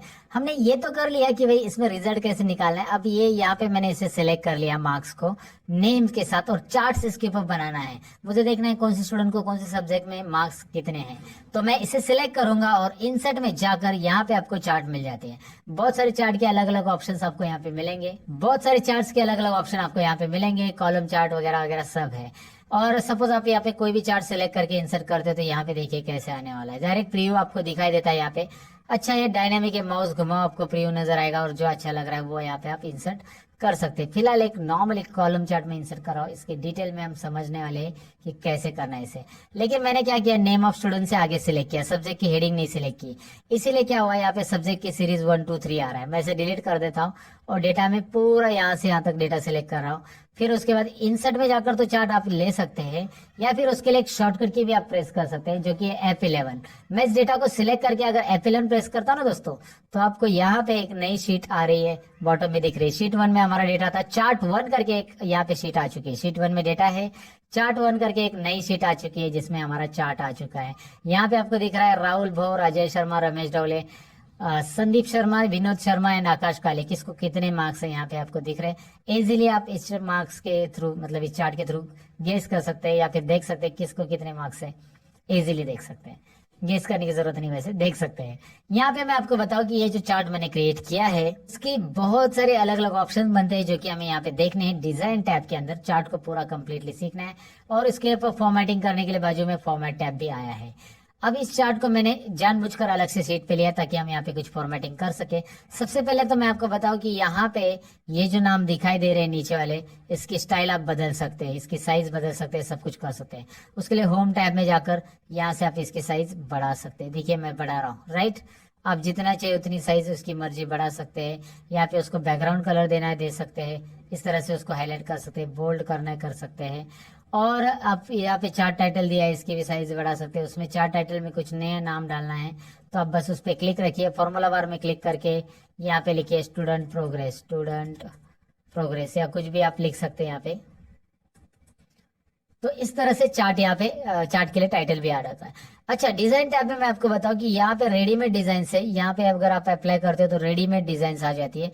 जो मैंने फॉर्मेटिंग की थी वो गायब हो जाएगी और रेडीमेड स्टाइल, रेडीमेड डिजाइन आपको यहाँ पे देखने मिल जाएगी। हाँ, दोबारा आप रेडीमेड डिजाइन के बाद भी फॉर्मेटिंग करना चाहते हो तो ये अलाउ करता है, कोई बात नहीं है। आप यहाँ पे बस आके चार्ट के साइज वगैरह टेक्स्ट बढ़ा सकते हैं, जितनी चाहिए उतनी टेक्स्ट साइज वहां पे रखो, बोल्ड करना है बोल्ड कीजिए, हो रहा है। यहाँ पे जो आता है नीचे, इसे लीजेंड बोलते हैं, सब्जेक्ट 1 2 3। इस लीजेंड को आप ऊपर भी रख सकते हैं, क्लिक एंड ड्रैग करके जहाँ पे चाहिए वहां पे रख सकते हैं। ऐसा क्लिक एंड ड्रैग करके रख सकते हैं। इसकी साइज आप ऐसे बढ़ा सकते हैं बॉक्स की, और उसके अंदर के कंटेंट की साइज बढ़ाने के लिए यहाँ पे क्लिक कर सकते हैं। यहाँ पे आपको दिख रहा है कंटेंट की साइज, और इसे भी हम बोल्ड करेंगे। इस बॉक्स की साइज थोड़ी सी बढ़ाएंगे। Now you can see that colours also, यहाँ पे दिखाई दे रहे हो कलर्स कौन से सब्जेक्ट के कौन से। साथ ही में ये जो हमने डिजाइन लिया था, ये डिजाइन में उसमें डेटा लेबल भी आ रहे हैं। यहाँ पे इसे डेटा लेबल बोलते हैं। ये जो मार्क्स यहाँ पे दिखाई दे रहे हैं ना, 45 65 35, ये हमारे डेटा लेबल। यहाँ पे अलग लेआउट लेंगे तो देखिए यहाँ पे इस तरह से आ रहा है। आप जैसे चाहिए वैसे यहाँ पे कर सकते हैं। आपको जो फॉर्मेटिंग चाहिए वो यहाँ से चेंज कर सकते हैं। अंडू कर देता हूँ मैं, फिलहाल यही रख देता हूँ। यहाँ पे चेंज कलर ऑप्शन भी दिया है, कलर्स चेंज होंगे अगर आप मूव करते हो, जैसे जो चाहिए वो कलर्स में आप यहाँ पे चार्ट देख पाएंगे, राइट। उसके अलावा यहाँ पे क्विक लेआउट ऑप्शन दिया गया है। क्विक लेआउट में क्या है देखिए, क्विक लेआउट में जैसे आप माउस पॉइंटर घुमाते हो वैसे अलग अलग डिजाइन, अलग अलग लेआउट्स आपके सामने यहाँ पे प्रेजेंट होंगे, और आपको जो पसंद है वो आप यहाँ पे ले सकते हैं। जो प्रेजेंटेटिव लग रहा है, यहाँ पे टेबल के साथ आ रहा है, नीचे टेबल भी आ रहा है, दिखाई दे रहा है आपको। सो व्हाटएवर, लाइक आपको जो पसंद है यहाँ से आप सिलेक्ट कर सकते हैं। नहीं है तो पहले वाला रहने दीजिएगा। तो यहाँ पे आ गया add chart element axis. Axis में हॉरिजॉन्टल एक्सिस तो है, जैसे कि राहुल बोर, राजेश, ये सब दिखाई दे रहा है आपको नाम, लेकिन वर्टिकल नहीं है। वर्टिकल में देखिए अभी ऐड हो गया, दिख रहा है ना, ये 0 20 कितने मार्क्स है वो देखने के लिए। वर्टिकल एक्सिस की जरूरत है नहीं है, वो यहाँ से आप हाइड और शो कर सकते हैं। अच्छा, हमने वैसे भी लेबल दिए हैं यहाँ पे, तो लेबल दिए है तो उसको वर्टिकल एक्सिस रखना है नहीं रखना है, यहाँ से आप हाइड भी करेंगे तो भी चलेगा। एक्सिस टाइटल देखिए, एक्सिस टाइटल में आपको यहाँ पे दिख रहा है प्राइमरी, हॉरिजॉन्टल और वर्टिकल दोनों टाइटल आ रहे हैं। जैसे मैं क्लिक कर रहा हूँ वर्टिकल के लिए तो यहाँ पे आ रहा है टाइटल। इसमें क्या करना है, मार्क्स आपको फॉर्मूला बार में लिखना है, एंटर कर देना है, और इसकी साइज बढ़ानी है तो आप यहाँ से बढ़ा सकते हैं इस तरह से। इंटरेस्टिंग है ना? ओके, बहुत ही इंटरेस्टिंग है, कोई डिफिकल्टी नहीं है। यहाँ पे बस डिजाइन टैब में जाना है और बस क्लिक करना है। कोई फॉर्मूला वगैरह तो देना है ही नहीं है। चार्ट का टाइटल चाहिए नहीं चाहिए, नन, देखिए टाइटल गायब हो गया। सेंटर में चाहिए या फिर आप वो चार्ट चाहिए, वो आपके ऊपर है। डेटा लेबल्स अभी मैंने दिए, ऑलरेडी आए हैं वहां पे उस डिजाइन पे, लेकिन आप यहाँ से उसका पोजीशन चेंज कर सकते हैं। जैसे आप यहाँ पे माउस पॉइंटर घुमाओगे आपको दिख रहा है इनसाइड बेस, आपको जो अच्छा लग रहा है आउटसाइड बेस आउटसाइड वाले रखने हैं, कॉल आउट वाले रखने हैं, इस तरह से नाम के साथ आएंगे, इस तरह से आएंगे, दिखाई दे रहा है कहाँ पे रखने हैं। And that's up to you कि कहाँ पे उसे रखना है। चलो एक ही पोजीशन पे मैंने रख दिया। सबके डेटा लेबल्स यहाँ पे आपको नीचे दिखाई दे रहे हैं। ऐड चार्ट एलिमेंट में डेटा लेबल के बाद डेटा टेबल्स भी है, जो कि आप टेबल्स दिखाना चाहते हैं नहीं दिखाना चाहते, यहाँ पे है। विथ लीजन विदाउट लीजन है, यानी कलर्स नीचे आते हुए दिखाई देंगे। देखो नीचे जैसे इसमें लिखा विथ लीजन, तो नीचे लीजन की के साथ आ रहे, नो लीजन कलर के साथ नहीं आ रहे। यहाँ पे ग्रिड लाइन से साथ में ग्रिड लाइंस को शो करना है वगैरह, यहाँ से आप कर सकते हैं। एरर्स की अभी हमें चेक नहीं करना है, लेकिन ग्रिड लाइन वगैरह दिखाना है तो आप यहाँ से ग्रिड लाइन देख सकते हैं। बहुत सारी ग्रिड लाइन अप्लाई कर सकते हैं बैकग्राउंड में। और साथ में लीजन का पोजीशन भी आप डिसाइड कर सकते हैं। राइट में रखना है, टॉप में रखना है, बॉटम में रखना है, लेफ्ट में रखना है, बॉटम में रखना है। यहाँ पे लीजेंट आपको दिखाई दे रहा है, जैसे मैं मूव कर रहा हूँ। राइट में चाहिए तो राइट में, टॉप में चाहिए तो टॉप में। ये लीजेंट हम बोलते हैं इसे। इसे आप माउस से ड्रैग करके भी रख सकते हैं।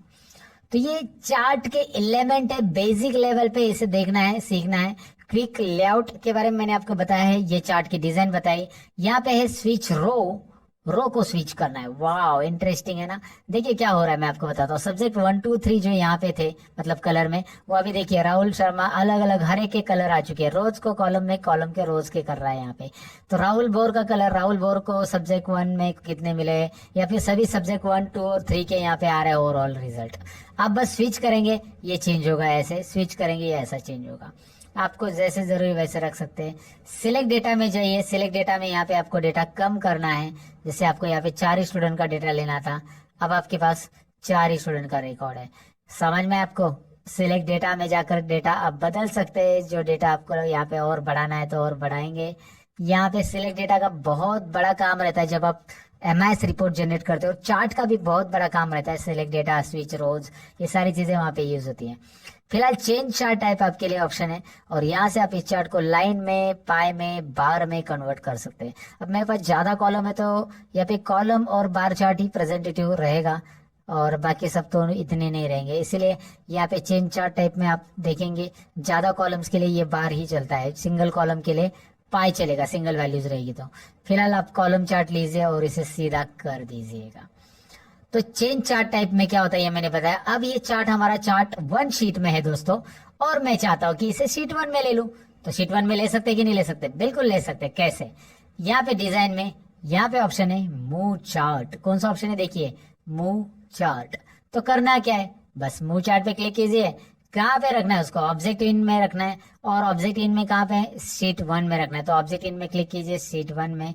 अब यही चार्ट आपको शीट 1 में मिल जाएगा। इसकी साइज बहुत बड़ी की थी हमने, अब इसे छोटी करनी पड़ेगी आपको। यहाँ से दोबारा इसकी साइज छोटी कीजिए, तभी तो चार्ट नजर आएगा। राइट, इसकी भी साइज हमने बहुत बड़ी की थी, इसे छोटी करनी पड़ेगी, तभी आपको चार्ट यहाँ पे डिटेल में दिख रहा है। ग्रिड लाइन नीचे, तो ग्रिड लाइन पे क्लिक करके आप इसे डिलीट कर सकते हैं। यहाँ पे 2 4 अलग अलग मेजर माइनर ग्रिड लाइन थी, उससे मैंने डिलीट कर दिया। सिलेक्ट करके ग्रिड लाइन के ऊपर क्लिक करके डिलीट कर सकते हैं।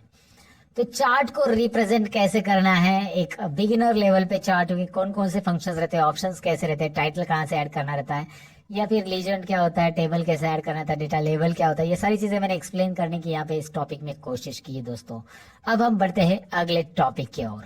तो इस तरह से ये चार्ट में सारी चीजें हो गई, और चार्ट में आप बैकग्राउंड में लोगो ऐड करना चाहते हैं। आपको लगता है कि यार यहाँ पे बैकग्राउंड में कुछ काम किया जाए, तो राइट क्लिक कीजिए इस चार्ट के ऊपर। राइट क्लिक करने के बाद format chart area, look at here, format chart area, इस ऑप्शन पे क्लिक कीजिए। और इस ऑप्शन पे क्लिक करने के बाद यहाँ पे आपको फिल में जाना है। फिल में राइट साइड में आप देखेंगे यहाँ पे बहुत सारे ऑप्शन आ रहे हैं, no fill, solid fill, gradient वगैरह वगैरह वगैरह। तो आपको पिक्चर लेना है तो पिक्चर लीजिए, ग्रेडियंट पैटर्न लेना है तो पैटर्न लीजिए। यहाँ से अलग अलग पैटर्न आपको बैकग्राउंड में नजर आएंगे। इंटरेस्टिंग पैटर्न है, आप जो देना चाहते हो दे सकते हैं प्रेजेंटेशन के लिए। आप चाहते हैं ऑटोमेटिक तो ऑटोमेटिक आ जाएगा। पैटर्न फिल चाहिए, पिक्चर एंड टेक्सचर चाहिए, यहाँ से फाइल ऑप्शन है जहाँ से हम अपनी कंपनी का लोगो भी ऐड कर सकते हैं। अगर आपके पास कंपनी का लोगो वगैरह है तो बैकग्राउंड में ऐड कर सकते हैं, और उसकी ट्रांसपेरेंसी भी आप यहाँ से सेट कर सकते हैं। मतलब आपका लोगो बहुत ही डार्क है, so you can do it like this. Okay, so ये डेटा के ऊपर काम करने के लिए इंटरेस्टिंग चीजें मैंने आपको बता दी है। सो ये डेटा चार्ट में लेकर किस तरह से चार्ट के ऊपर काम करना है मैंने आपको बता दिया।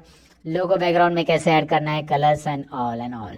तो ये था चार्ट फॉर बिगिनर्स। और चार्ट से रिलेटेड और एमआईएस सीरीज से रिलेटेड बहुत सारे वीडियोस मैंने ऑलरेडी चैनल पे बनाया, डिस्क्रिप्शन में उसकी लिंक है, जरा देख लेना। अब बढ़ते हैं अगले टॉपिक की ओर।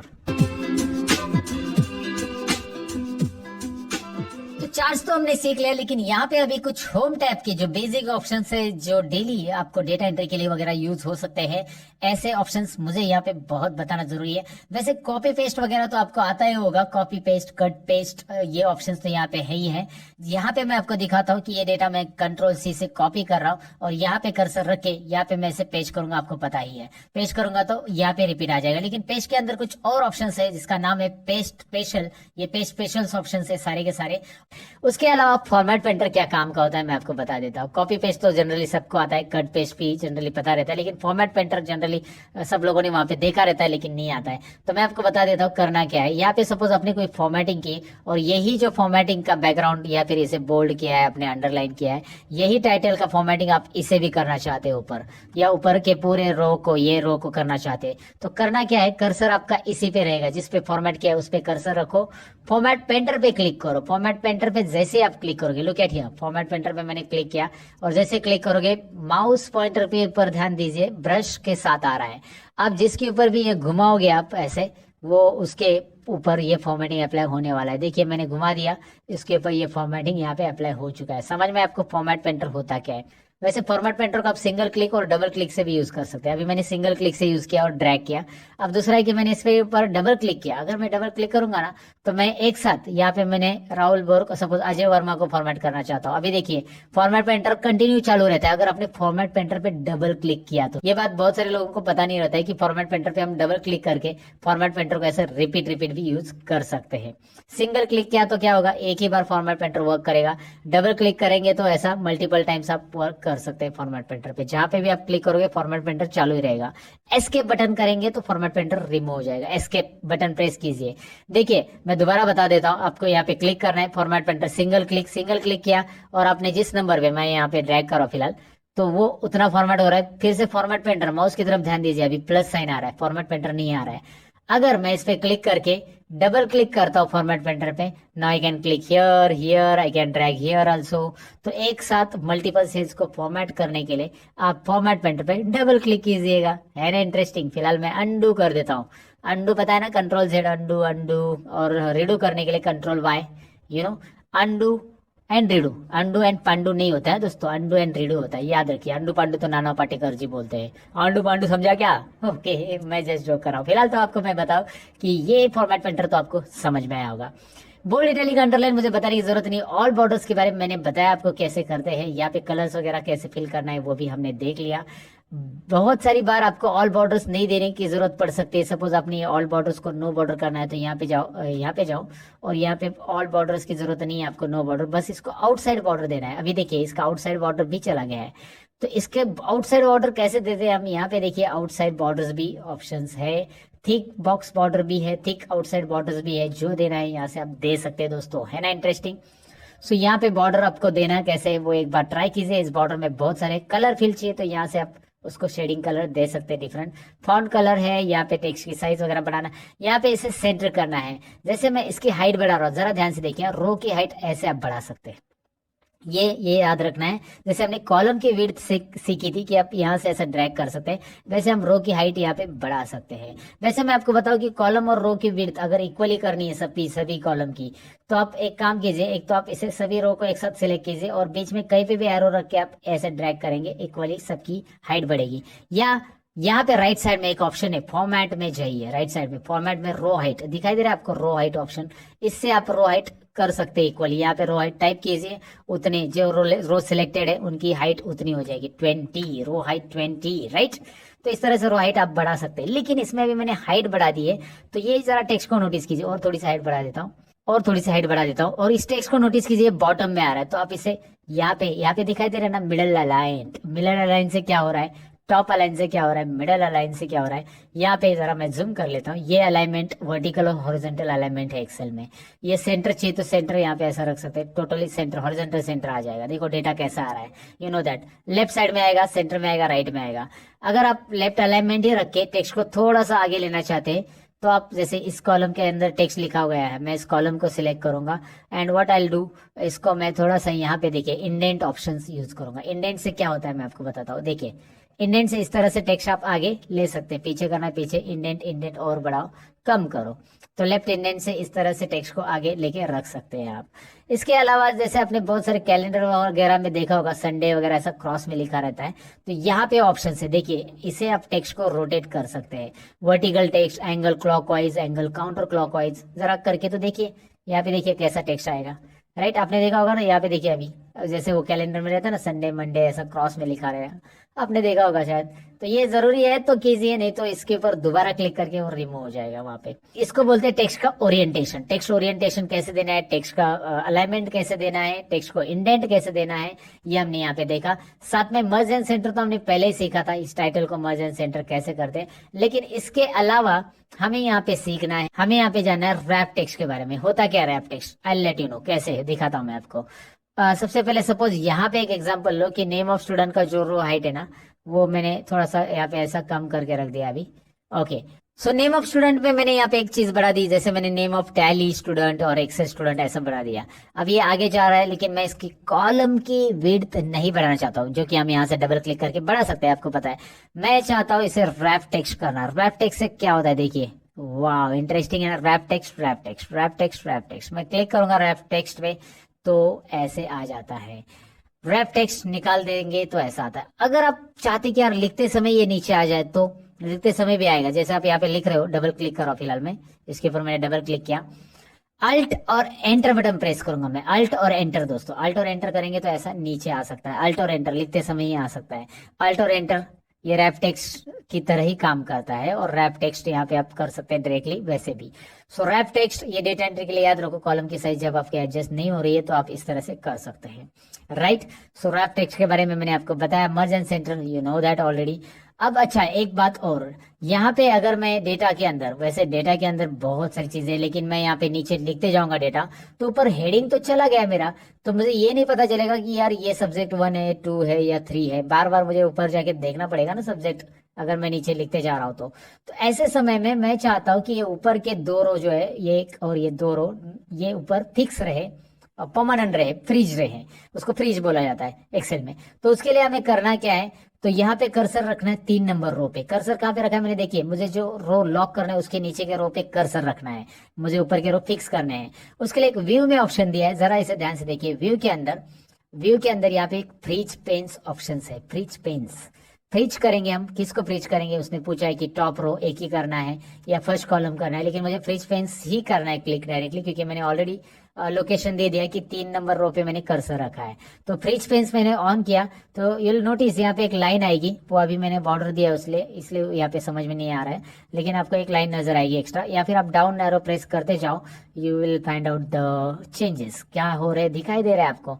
मैं नीचे स्क्रॉल करते जा रहा हूँ और अलग अलग रो में मैं स्क्रॉल कर रहा हूँ, तो भी टाइटल हेडिंग वही की वही रह रही है, क्योंकि मैंने उसे फ्रीज किया। और नहीं चाहिए तो आप इसे अनफ्रीज भी कर सकते हैं। वैसे आप कॉलम के लिए भी कर सकते हैं, राइट साइड में अगर आप जा रहे हो ऐसे, तो आप उतने कॉलम, अभी मुझे 1 नंबर कॉलम यहाँ पे दिखना चाहिए, मैं 1 नंबर का डेटा टाइप कर रही हूँ, 2 नंबर का, तो मैं इधर बी कॉलम में कर्सर रख दूंगा और यहाँ पे फ्रीज पेन्स पे जाकर फ्रीज पेन्स ऑन करूंगा। अब इससे होगा क्या, मैं ऐसे राइट में जाऊंगा तो भी 1 नंबर कॉलम दिख रहा है ना आपको, वो सीरियल नंबर का वो वहां पे ही रहेगा। राइट, और बॉटम में आऊंगा तो भी ये आपको दिखाई देगा, क्योंकि मैंने फ्रीज पेन्स B2 या B3 सेल से समथिंग किया है, तो वो पूरा का पूरा यहाँ पे फ्रीज हो चुका है। और मुझे निकालने के लिए अनफ्रीज यहाँ पे करना होगा, अनफ्रीज ऑप्शन फ्रीज की जगह ही आ जाता है। सो ये एक डेटा एंट्री के लिए या डेटा टाइप करते समय याद रखना है, जब आपको डेटा टाइप करना है तो फ्रीज पेन्स और अनफ्रीज पेन्स जरूरी है। अगर आप एक्सेल में बेसिक चीजें नहीं जानते ऐसा कुछ, तो फिर मुश्किल हो जाएगा आपके लिए। अब यहाँ पे कुछ चीजें और है जो कि है नंबर फॉर्मेट में, होम टैब के अंदर से यहाँ पे आपको दिखाई दे रहा है नंबर फॉर्मेट में। जब कभी भी आप डेट लिखते हो एक्सेल के अंदर, ये सारे लोगों से गलती हो जाती है, सारे लोगों से ये प्रॉब्लम होता है। और यहाँ पे डेट लिखने के बाद में, अभी मैं इसके कॉलम की साइज बढ़ा देता हूँ, नहीं तो वो दिखाई नहीं देगा।